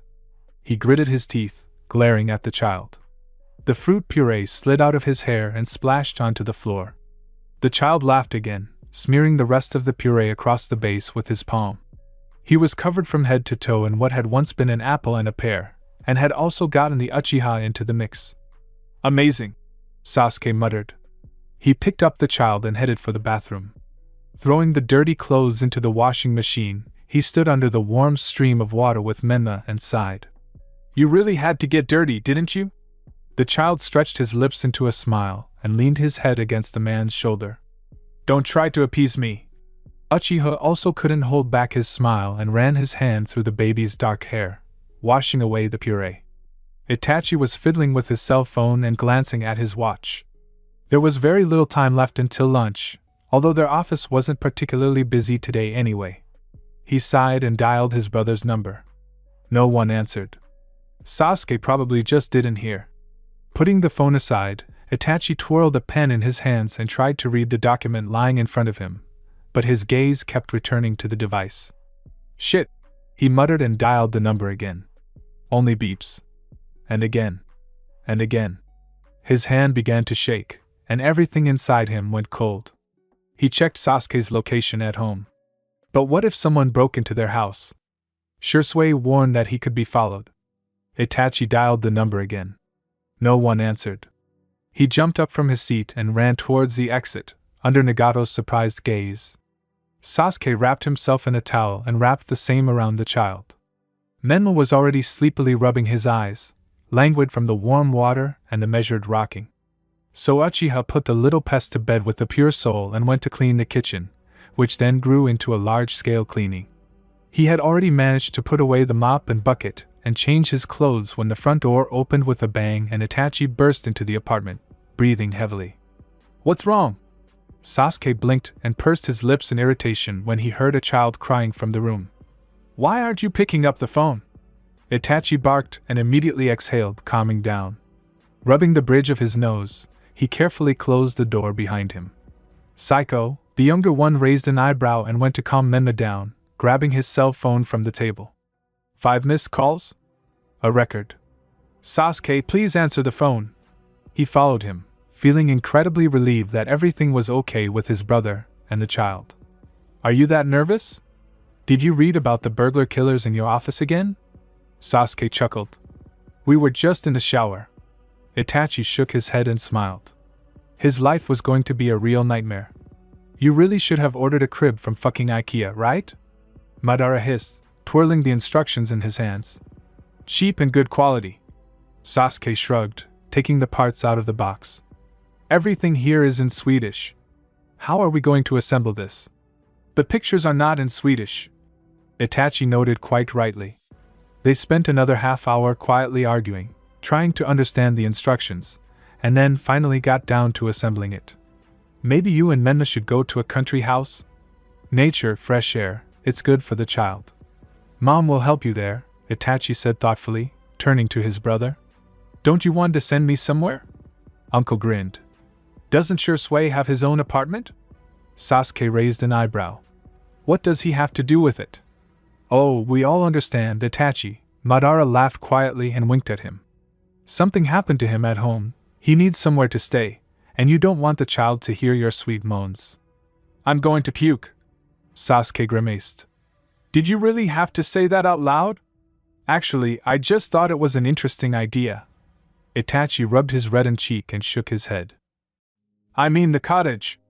Yes, justify yourself now. I'm not going anywhere, Sasuke said categorically. Have sex in a motel like all normal people. Sasuke, Madara shouted, covering the ears of the child who was sitting next to him and watching with interest the assembly of his future sleeping place. Itachi sighed heavily. The plan to hide the treasure had failed. Did you take my keys? Sasuke held the phone to his ear, looking at the already fully dressed child in the stroller and standing in one sneaker. Yes, I accidentally grabbed it, sorry. Itachi lied, checking both bundles in his pocket. I can't go for a walk with Menma now. He took off his sneaker and exhaled in irritation. He had spent so much time putting clothes on the resisting child, and all in vain. I'll take him for a walk myself in the evening, his older brother assured him and hung up. The plan was good, but he couldn't keep Sasuke and Menma locked up forever. Shursui promised to let him know if he had any leads on the pursuers, but the phone was dead. It was hard to imagine what was going on in their precinct, and in particular with this Naruto. Even though they didn't know each other, Itachi was worried about this man as if he were a family member. And considering how attached he was to Menma, Uzumaki was a family member. Nagato, he turned to his colleague, who looked up from his reading. Do you still have connections with those strange guys? A hacker and a cultist? Nagato smiled. Yes. I need help with a little matter. Nothing illegal, just finding out a few things. Itachi rubbed his neck tiredly. It might even be good for them. The red-haired man nodded and rummaged through a drawer, from which he pulled out a black notebook with a pattern of red clouds. Opening it to the right page, he handed the book to his colleague. Thank you? Don't thank me in advance. They still need some convincing. Madara did not notice any strange behavior in his brothers. He was too preoccupied with the events of his personal life and caring for the child in the evenings. The more time he spent with Hashirama, the more he felt like a teenager in love. It even got to the point where he himself began to squeeze Senju in the dark corners of the set. Well, how squeeze? He was the initiator, but the Omega was stronger and bigger, so it usually ended with Madara pressed against the wall and hanging on Hashirama, clasping him with all his limbs. What was strange was the light-hearted, celebratory mood that reigned there. Mito seemed to have even brought champagne to celebrate the event called. These idiots finally got it. In short, everything was going very smoothly, and Madara was in his own little bubble of happiness, ignoring his older nephew's unusual twitchiness. By the end of the week, Itachi was seriously considering telling his brother the truth, but he was afraid of the reaction. It would be logical to tell his father first and then talk to Sasuke, but Itachi didn't have much hope for his brother's prudence. He was always impulsive. And he really didn't know what to do. If he told everything, his brother would probably start digging the earth with his horn and try to personally sort everything out instead of calmly leaving the city with the child while the police dealt with the pursuers. Although the matter concerned Orochimaru, this almost guaranteed the impotence of the law. That's why he had to use the phones that Nagato kindly provided. Kakuzu turned out to be a very accommodating person, especially when it came to payment for his services. Haiden was indignant for a long time, but also agreed. It seemed that his god did not forbid him from spying on people and carrying cold weapons. Well, that only played into Itachi's hands. We're going for a walk. Sasuke put Menma in the stroller and reached for his jacket. Should we buy something on the way back? The milk is gone. And the diapers are running low, Itachi responded, tapping his fingers on the edge of his mobile phone, waiting for at least some news. Don't be late, okay? We need to talk. Okay. The younger one waved his hand and left the apartment. The evening was rather cool, but that didn't make the streets less crowded. The setting sun still illuminated the park beautifully, and Sasuke strolled leisurely along the wide paths. Itachi's nervousness was bothering him, but then again, his older brother had always been more meticulous. He was probably thinking up something and now he wanted to mess with the minds of others. Uchiha grinned and shrugged. The sticky feeling between his shoulder blades wouldn't go away, and he turned around, looking around the park. An elderly couple was sitting on a bench, quietly talking. The runner stopped, clicking something on his player. A couple was walking slowly along the next path. Nothing unusual. He probably just caught Itachi's excitement, that's all. Although Menma was also acting capriciously, tossing and turning in the stroller and whining. When it started to get dark, Sasuke headed to the supermarket. Adequate people don't go shopping at this time, so the Uchiha entered the half-empty hall with relief. He lazily moved along the long rows, quickly glancing at the products. Again, an unpleasant feeling surfaced inside, but there was no one behind him. What the hell? He muttered and took some baby formula from the shelf. As soon as he went to the dairy section, a man in a supermarket uniform walked towards him, smiling widely. Sasuke stopped and frowned, expecting some ridiculous proposal. His expectations were not met. Instead of a message about pointless promotions, Uchiha received a rag with sleeping pills in his face. Naruto leafed through the folder and nodded. They had been hunting Orochimaru for a long time, but the snake was able to dodge well enough to escape justice and still present himself as an honest citizen. Your name is Hiroki Ryu, you know your mission. And don't forget to take the suppressants. No one should know you're sent. Kakashi tiredly scratched his cheek. I won't forget. Uzumaki grinned, putting the folder in his backpack. But I have no idea what they do in the financial department. If any complications arise, call Shikamaru. But keep it quiet, we barely got you into this position. He got up from the table and headed towards the door with the blonde to pour himself some coffee. Okay, I'll go, because tomorrow I have to go to work. I want to get ready. Naruto smiled and rushed through the area. Almost everyone knew whose lair he was going to, so they followed his back with sympathetic glances. Our little fox will definitely expose Orochimaru. Shursui grinned. I have no doubt. But what will happen to him later? The snake has plenty of connections in the criminal world, and Naruto won't sit within four walls. Kakashi sighed and shook his head, washing down a sedative with tasteless coffee. The boy doesn't take care of himself. Naruto assessed the scale. The office building was one of the most expensive in the city, and it also had several laboratories. Orochimaru seemed to smirk in their faces and say, Look, I do everything openly, and you can't do anything about it. The blonde hissed in displeasure and went inside. Finally stumbling upon the financial department, he went inside and smiled broadly, getting ready to meet his colleagues. No one even raised their heads from their computers, although it was not yet working hours. He shuddered at such a cold reception and walked over to the empty chair, which now apparently belonged to him. The location of the desk was quite convenient. No one could see the computer screen except him, which meant he could rummage through the shared folders as much as he wanted. Uzumaki figured that it would be good to make friends with the system administrator and get access to everything. He immediately mentally dismissed Orochimaru's main assistant. Kabuto was even more slippery than his boss. It was worth going through other departments at lunch and looking for the most accommodating ones. Only there was still plenty of time before the break, so Naruto opened the instructions from Shikamaru and grimaced, Damn Excel. Well, the time before lunch passed quite quickly, and Naruto rushed out of the office after the rest of the hungry workers. They wouldn't let him into the labs. The other departments were filled with the same silent people who didn't even talk to each other, and he couldn't find the system admin at all. Things were getting more complicated, but Naruto didn't despair. It was only the first day. He spent several months on some missions to dig up serious materials. Watch where you're going, someone snapped, pushing Uzumaki with their shoulder. Hey! You could be more polite, actually, the blonde shouted at him, clenching his fists. Is everyone here crazy? Yes, I can.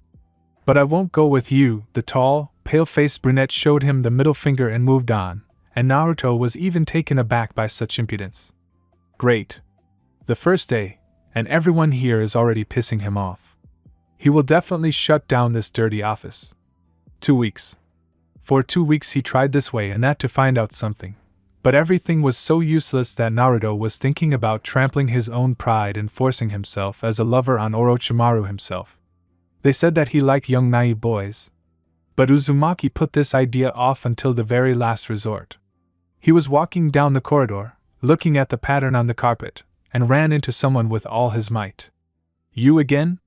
Open your eyes, the familiar brunette said discontentedly. Uchiha Sasuke, as Naruto had managed to find out. A young specialist who came here by invitation from the snake. Maybe he knew something. It was worth trying. Sorry, I'm just new, and everyone here is so weird, it really throws me off track. He awkwardly rubbed his neck and looked down at the floor. Weird? Sasuke snorted, raising an eyebrow and casting an appraising glance at the blonde. A lost look, a rather wide gray suit, too bright in appearance, although he tried to blend in with the rest of the office plankton. Clearly he didn't fit in.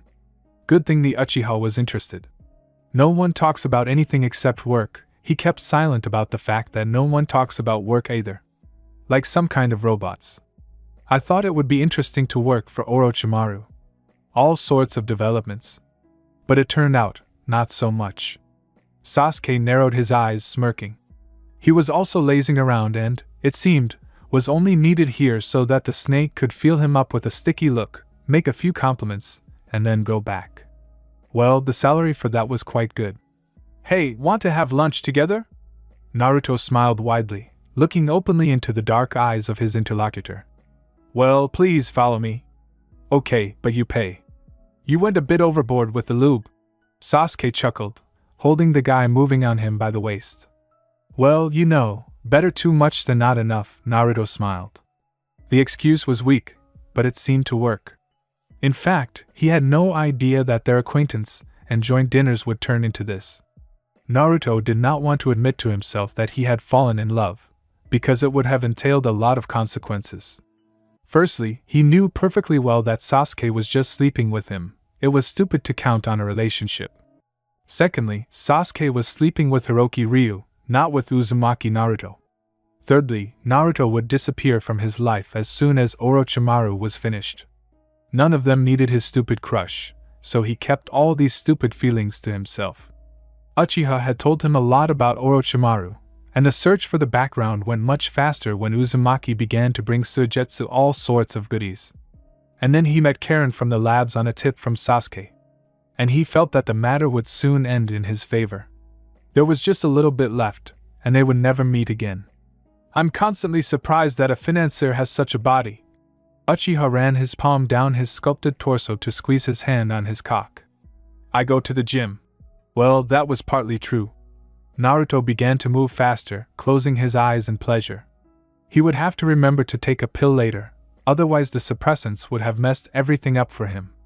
And considering that this was the first time Sasuke had complained about excess moisture, this was the beginning of his heat. He leaned over and greedily inhaled the Uchiha's scent, almost groaning from it. Yes, definitely a heat.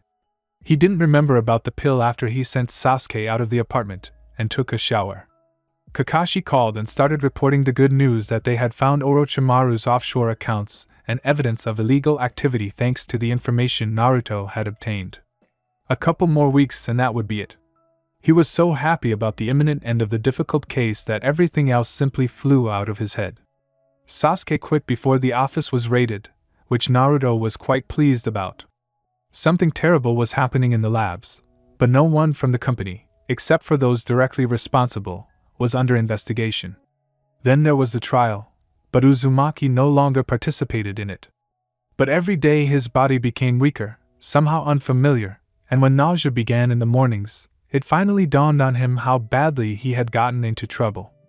3 tests and an ultrasound readily confirmed his guess. Kakashi screamed so loudly that everyone in the precinct quickly realized what kind of present Naruto had returned with from this mission. However, Uzumaki did not stop working, only now he was busy with papers, and everyone around him was feeding him and trying to make life easier for the stubborn Omega. The whole department came up with a name for the newborn. As a result, Menma became not only Naruto's child, but also the child of the entire precinct. And Sasuke's phone still answered with a monotonous "Subscriber is not in service." No, Uzumaki, of course, had found out his address long ago, even stood at the threshold a couple of times, but he still did not dare to press the doorbell. If Uchiha did not call him, then it was just a small adventure for 2, nothing more. Why drag him into something he did not want? Naruto himself was to blame for what happened. Now he himself would have to clean up. Besides, he would have to tell a lot. Naruto alone could easily deal with this, but it was too difficult to share it between 2. The first months passed pretty well. At the station, someone even thought of putting up a crib for Menma. And then Naruto found out that he was being hunted, although Kakashi had warned him, but Uzumaki, as always, hoped for the best. It all started with simple surveillance. Naruto always sensed when he was being watched. He tried to lead his pursuers into a trap several times, but Orochimaru's men were obviously not stupid. The first attempt looked like a simple robbery, and Naruto would have thought so if they hadn't known his name. Luckily, Menma was with Kakashi, and nothing stopped him from escaping without a scratch. No matter how brave he was, fighting 7 armed men alone would have been a disastrous decision. Then everything calmed down a bit, and Uzumaki felt that it was not just like that. There is always a calm before the storm. And so it happened. He managed to change several apartments, but the current address still ended up in the hands of his pursuers. The shot scared the child a lot. The whole apartment was upside down, because Uzumaki tried to fight off the attackers, protect Menma and put something on the wound in his shoulder. He managed to knock out and tie up 3 bastards and called Kakashi. Now the main thing remained. Having bandaged the shoulder, he lined the carrier with fresh linen, somehow calmed the child down, and scribbled a short letter in a quick, sweeping handwriting. He pressed the doorbell twice and looked at the sleeping baby, breathing heavily. The sleeves of his shirt and jacket were already soaked with blood. Naruto smiled sadly and disappeared behind the staircase door. A man appeared on the threshold, Sasuke's brother, which Uzumaki had already found out long ago. After reading the note, he picked up the carrier and carried it into the house. Only then did Naruto breathe a sigh of relief and take out his phone, dialing an ambulance. If only he didn't roll down the stairs, otherwise his head was already spinning from the loss of blood. During these weeks the wound had managed to heal, but the pursuers had not gone anywhere, and Uzumaki only hoped that they would not find the child. He lived in constant expectation of the worst, but he could not find the criminals.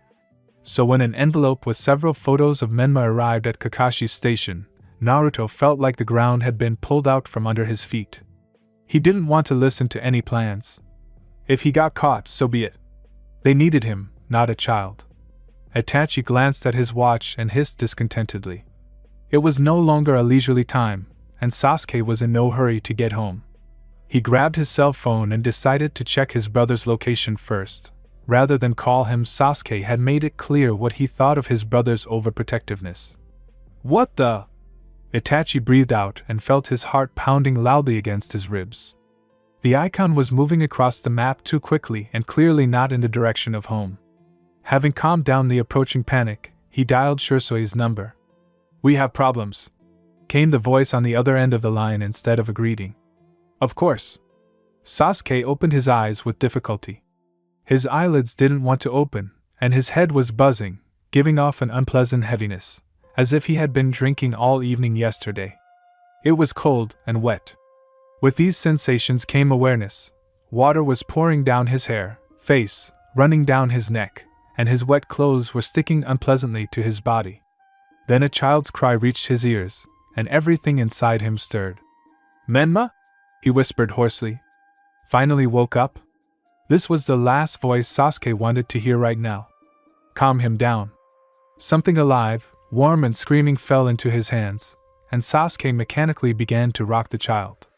His head completely refused to work and understand what was happening. "Maybe we should just shoot them and be done with it." The voice was unfamiliar, and Uchiha tried to make out its owner, but in the dim light of the room he could only make out a massive dark figure. "Then we'll lose both our trump cards.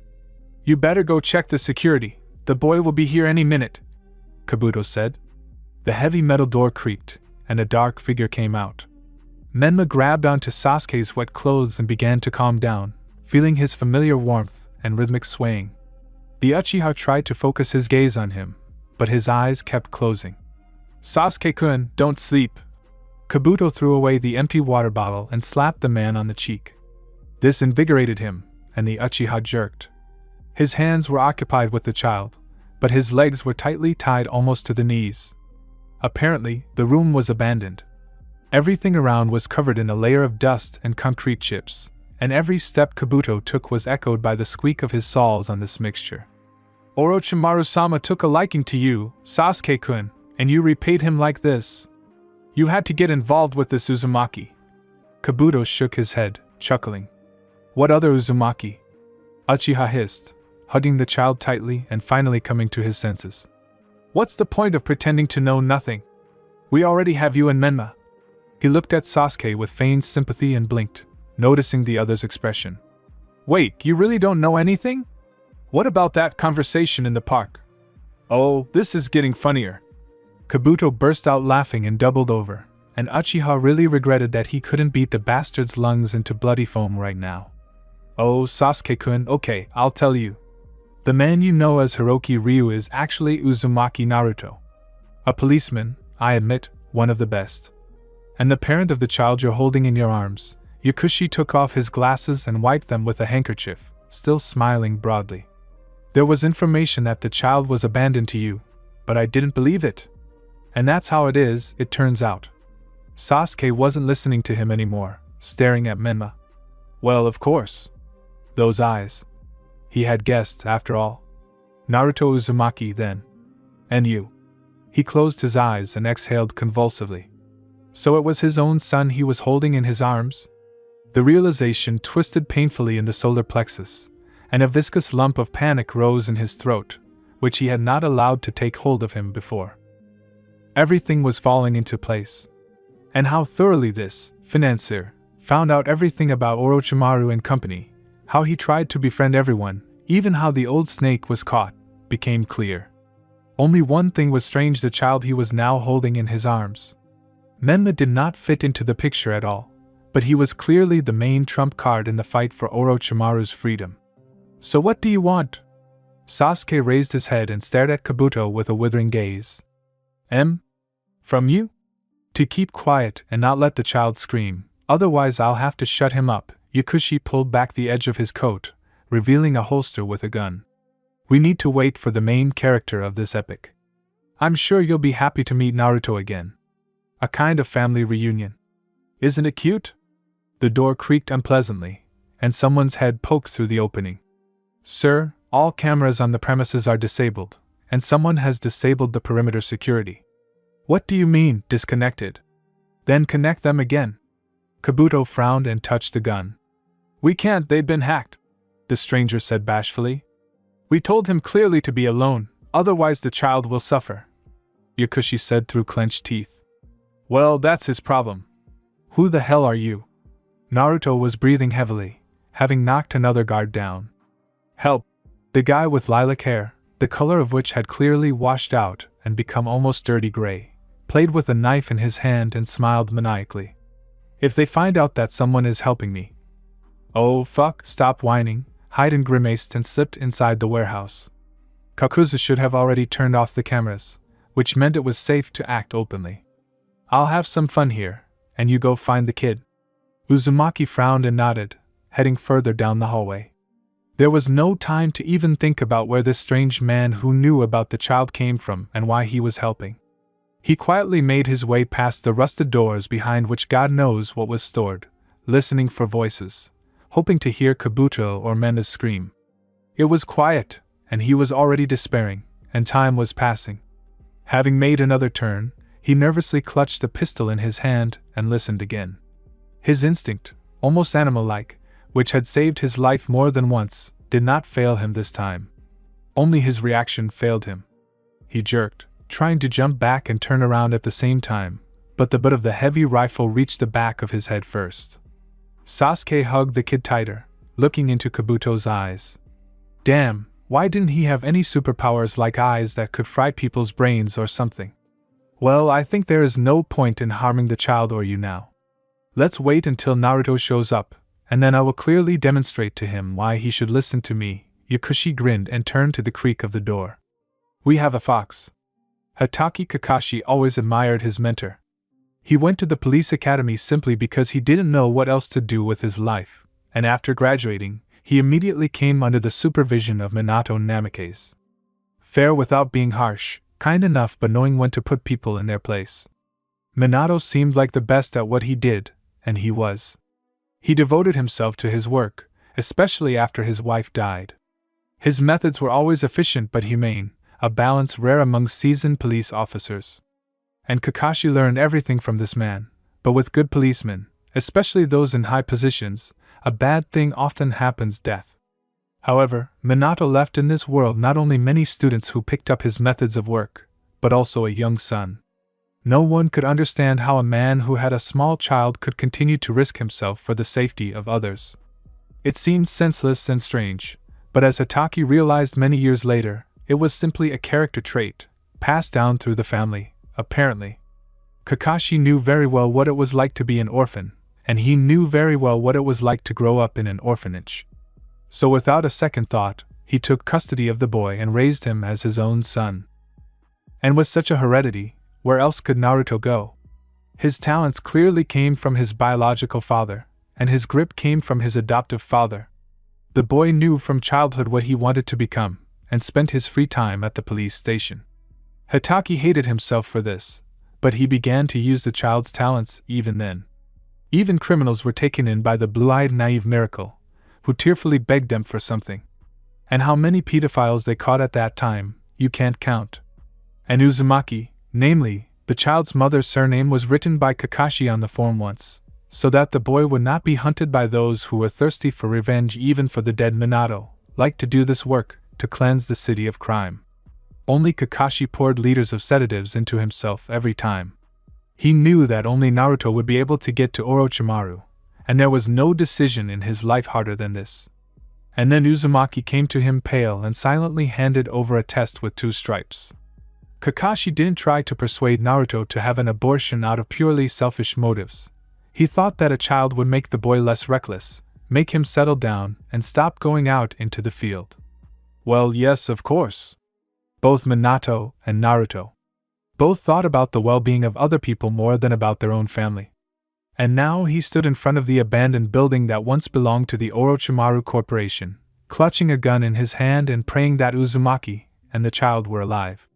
He never asked how Shursui had found out the exact location of the hostages, but there wasn't much time for that.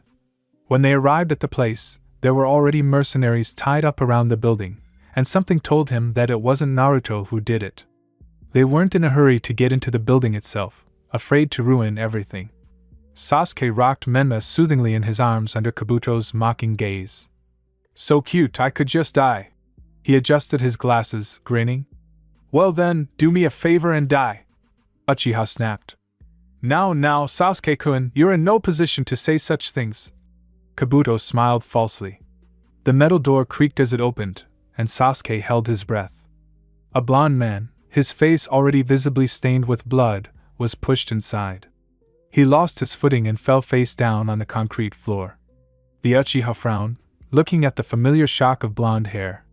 Menma, say hello to daddy, the bespectacled man said in a sickeningly sweet voice and kicked the blonde in the ribs. Why don't you stand up and greet us, Naruto-kun? How impolite. Sasuke carefully turned the child away from the unfolding picture, swallowing hard himself, and roughly imagining what this sadist could do. Let them go, a hoarse voice said, and Uzumaki spat out blood, sitting down on his knees. His hands were tightly bound, and he could no longer feel his wrists. Ignoring Kabuto, he stared at the Uchiha and the child, and Sasuke could clearly see the fear in his eyes. His own helplessness made him angry, but for Menma's sake he didn't even twitch once more. No, that won't do.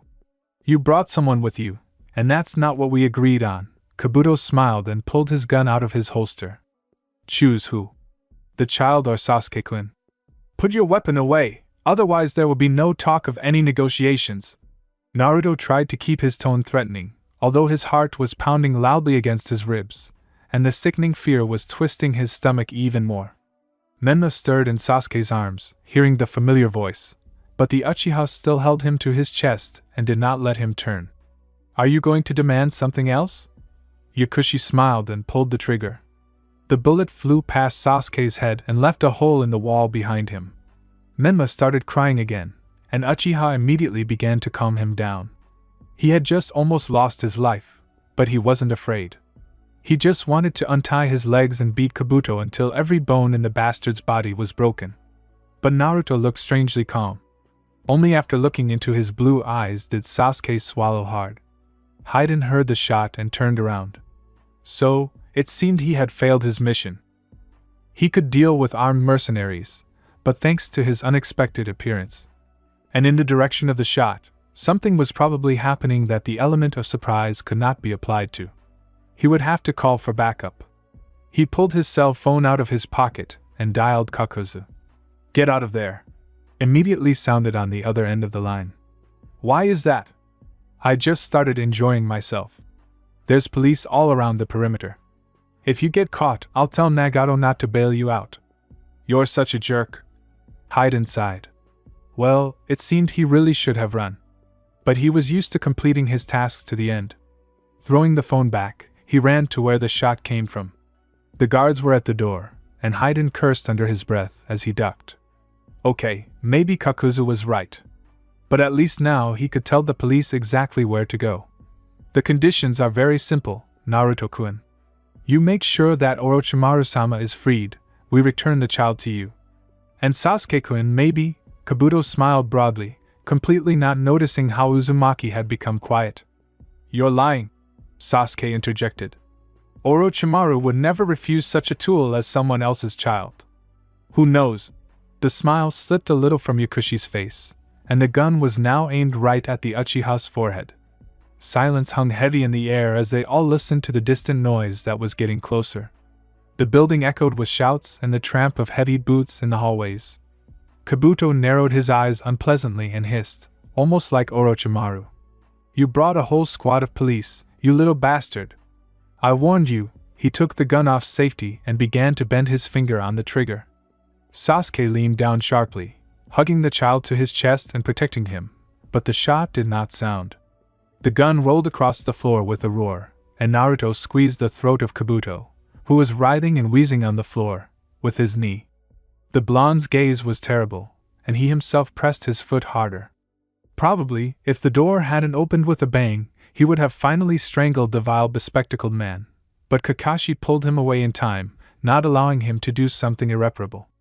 Everything that followed was chaotic. Sasuke remembered being taken out with the child and taken to the ambulance. The doctor was saying something about shock, offering to take him to the hospital, but Uchiha ignored him, still holding Menma. The child was whining, but not screaming, feeling somewhat safe. The police were rounding up the mercenaries and taking them away. He saw Kabuto screaming, his hands in handcuffs twitching, but he couldn't find the blonde head in all this madness. Itachi broke through the mass of similar uniformed figures and grabbed his brother. "Everything okay?" He took his pale face in his hands and looked into his brother's eyes. Sasuke grinned and tried to nod. Nothing was okay. He had so many questions that his head was buzzing, and no one was in a hurry to give answers. "We can go home. Tomorrow we'll just go to the station and give a statement," I agreed. "Or sure, Sway can come by himself." Itachi led him to the car, but Sasuke was still looking around in the hope of seeing the one who caused all this. Sasuke didn't want to open his eyes at all. He knew that the child, his own son, was safe with Itachi and Madara. He had been lying in the same position since he woke up an hour ago, remembering everything that had happened in detail. Accepting the fact that he had become a father was easy, but everything else. No, he understood everything, put it all into perspective, but the aftertaste was still there. All this time, he hadn't even known that he had a child. From a person he didn't know at all, as it turned out. "Sasuke?" Itachi knocked on the door a couple of times and stuck his head in. "They came to see you, that's important." "How important is it?" He finally opened his eyes and raised himself up. "Menma is being taken away." Sasuke jumped out of bed, threw on the first clothes he could find, and ran into the living room. Madara had already found out about what had happened and had taken a sedative. So he now looked like an extremely slow-witted weed smoker. He was sitting on the couch, quietly talking to someone Sasuke both wanted and didn't want to see. Naruto held Menma in his arms, and he was smiling happily. The blonde's face was covered in bandages here and there, but overall, he looked pretty good. "Hello?" He noticed Sasuke and smiled uncertainly. Itachi placed a hand on his uncle's shoulder and nodded towards the kitchen.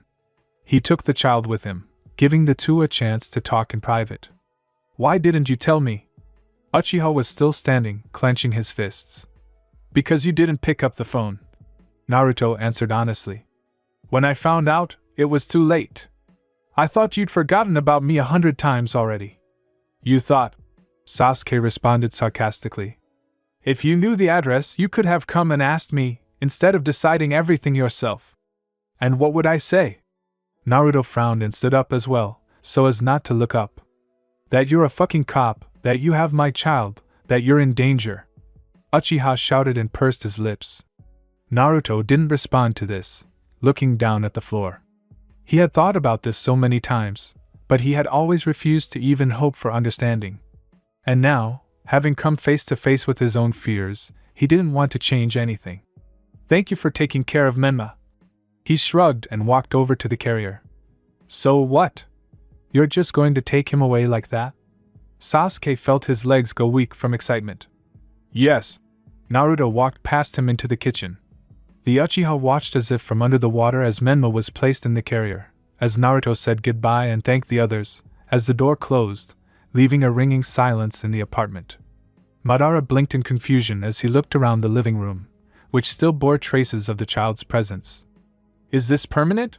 he asked, looking at Sasuke in a completely childish manner. "I thought you would persuade him to stay with us together with the baby," Itachi admitted. The younger one froze and frowned. "Why should I persuade him? I don't even know this Naruto."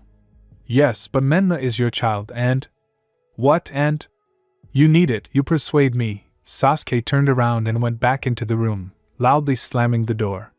"Maybe we really did it ourselves?" Madara picked up the plush fox from the floor and rubbed his watery eyes. "No. It has to be Sasuke." Naruto took the news of his promotion in two ways. On the one hand, a promotion was a wonderful thing, but now his duties were purely paper.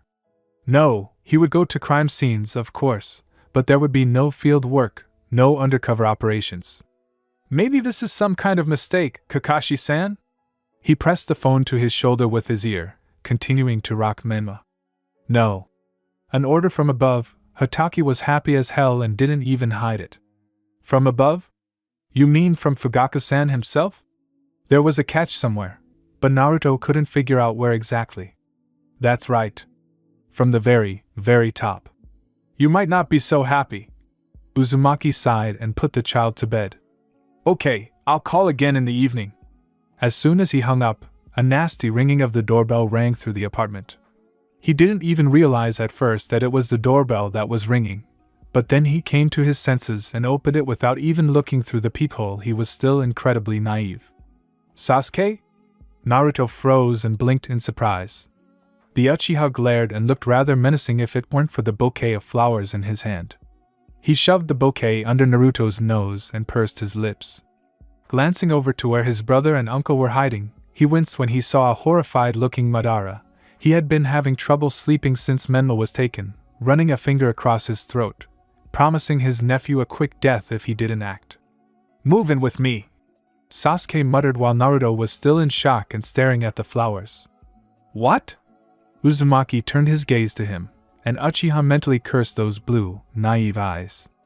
"Menma needs a full-fledged family. He is my son. And I want to take care of him too.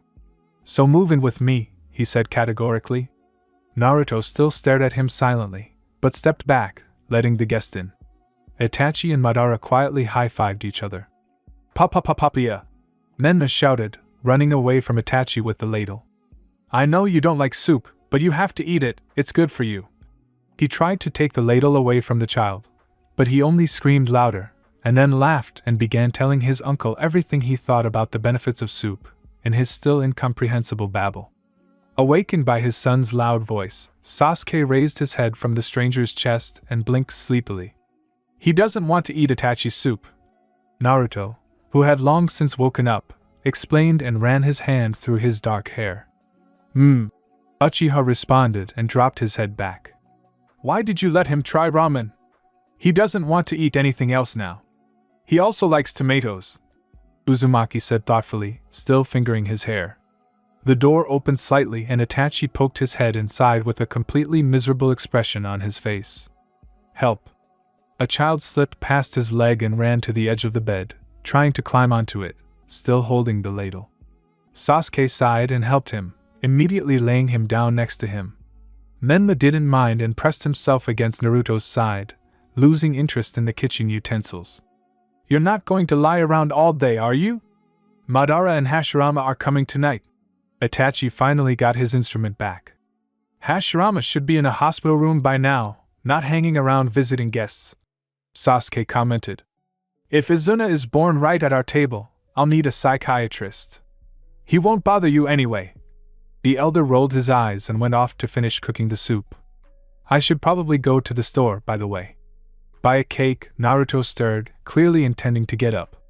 "Lie down," Sasuke said in a commanding tone, raising his head in sync with his son and frowning at the blonde. Okay, don't eat me." He grinned and with a sigh ruffled his boy's hair. Menma snuggled closer to his side, and Sasuke sighed and nuzzled his collarbone before pressing his cheek to his chest again. He couldn't help but smile as he listened to the steady beat of his heart. Who knew they would actually become a real family? Madara called it fate, and Itachi smiled indulgently and said, "You stupid little brother, you'll understand in time." And Sasuke understood. This was what his personal happiness looked like. The doorbell rang twice, and Itachi raised his head, distracted from the TV. Who could come on Sunday without an invitation? Maybe the neighbors needed something? Oh, just not the Jehovah's Witnesses. Although Madara had scared them so much last time with satanic songs under Sasuke's crazy laughter that it was unlikely that any sectarians would ring their doorbell now. He got up from the couch, brushing cookie crumbs off his shirt. It looked like either Madara nor Sasuke were going to answer the call. He moved lazily around the apartment, shuffled his slippers to the door, didn't even look through the peephole, and opened it.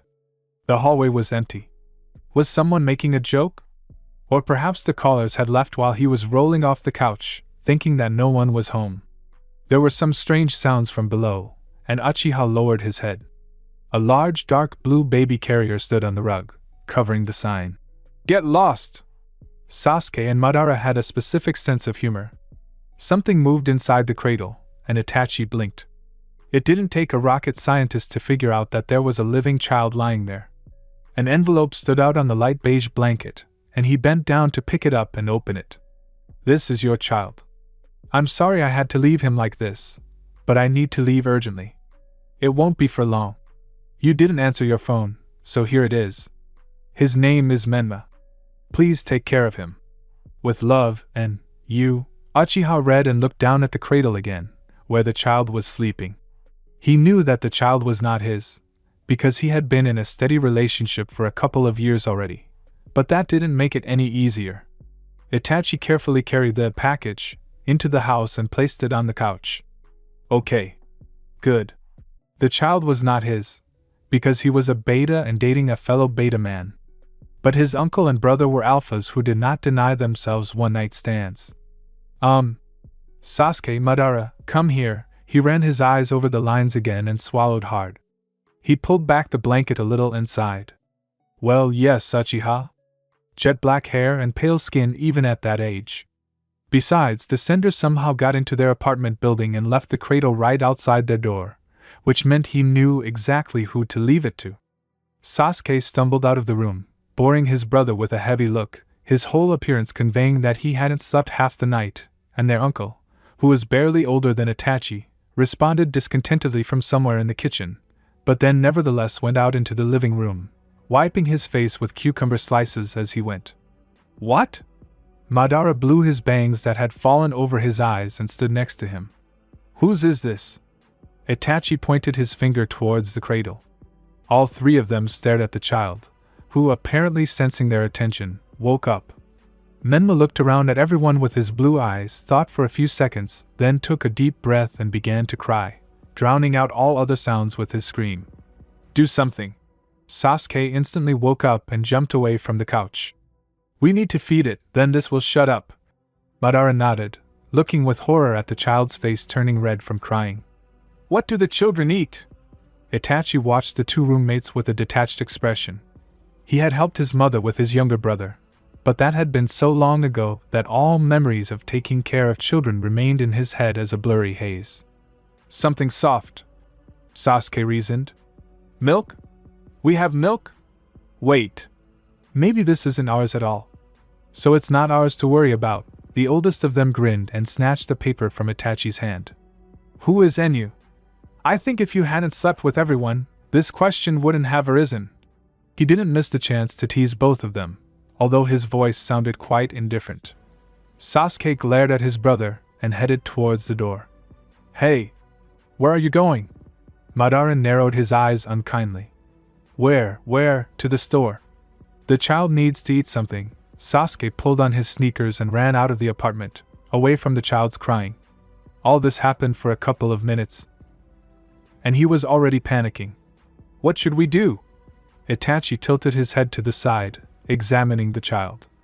If it weren't for the color of his eyes, one could definitely tell that the child was a small copy of one of the Uchiha. "I don't know. Should I calm him down?" "Oh yeah? Sunday." And the supermarket was, of course, teeming with people. Sasuke's hatred of humanity immediately shot up to the dangerous level. But oddly enough, The baby food section was almost empty. He stood in front of a row of various tins that led to disgusting-looking purees in glass jars. How could anyone eat something like that? Anything to suggest? The woman smiled broadly, seeing the young daddy. Yeah, he barely managed to force himself to ask, but it was much faster to ask than to stand and read something on the labels. I need food for the baby. Yeah, that's great nutrition. Contains all the necessary vitamins and microelements, and also.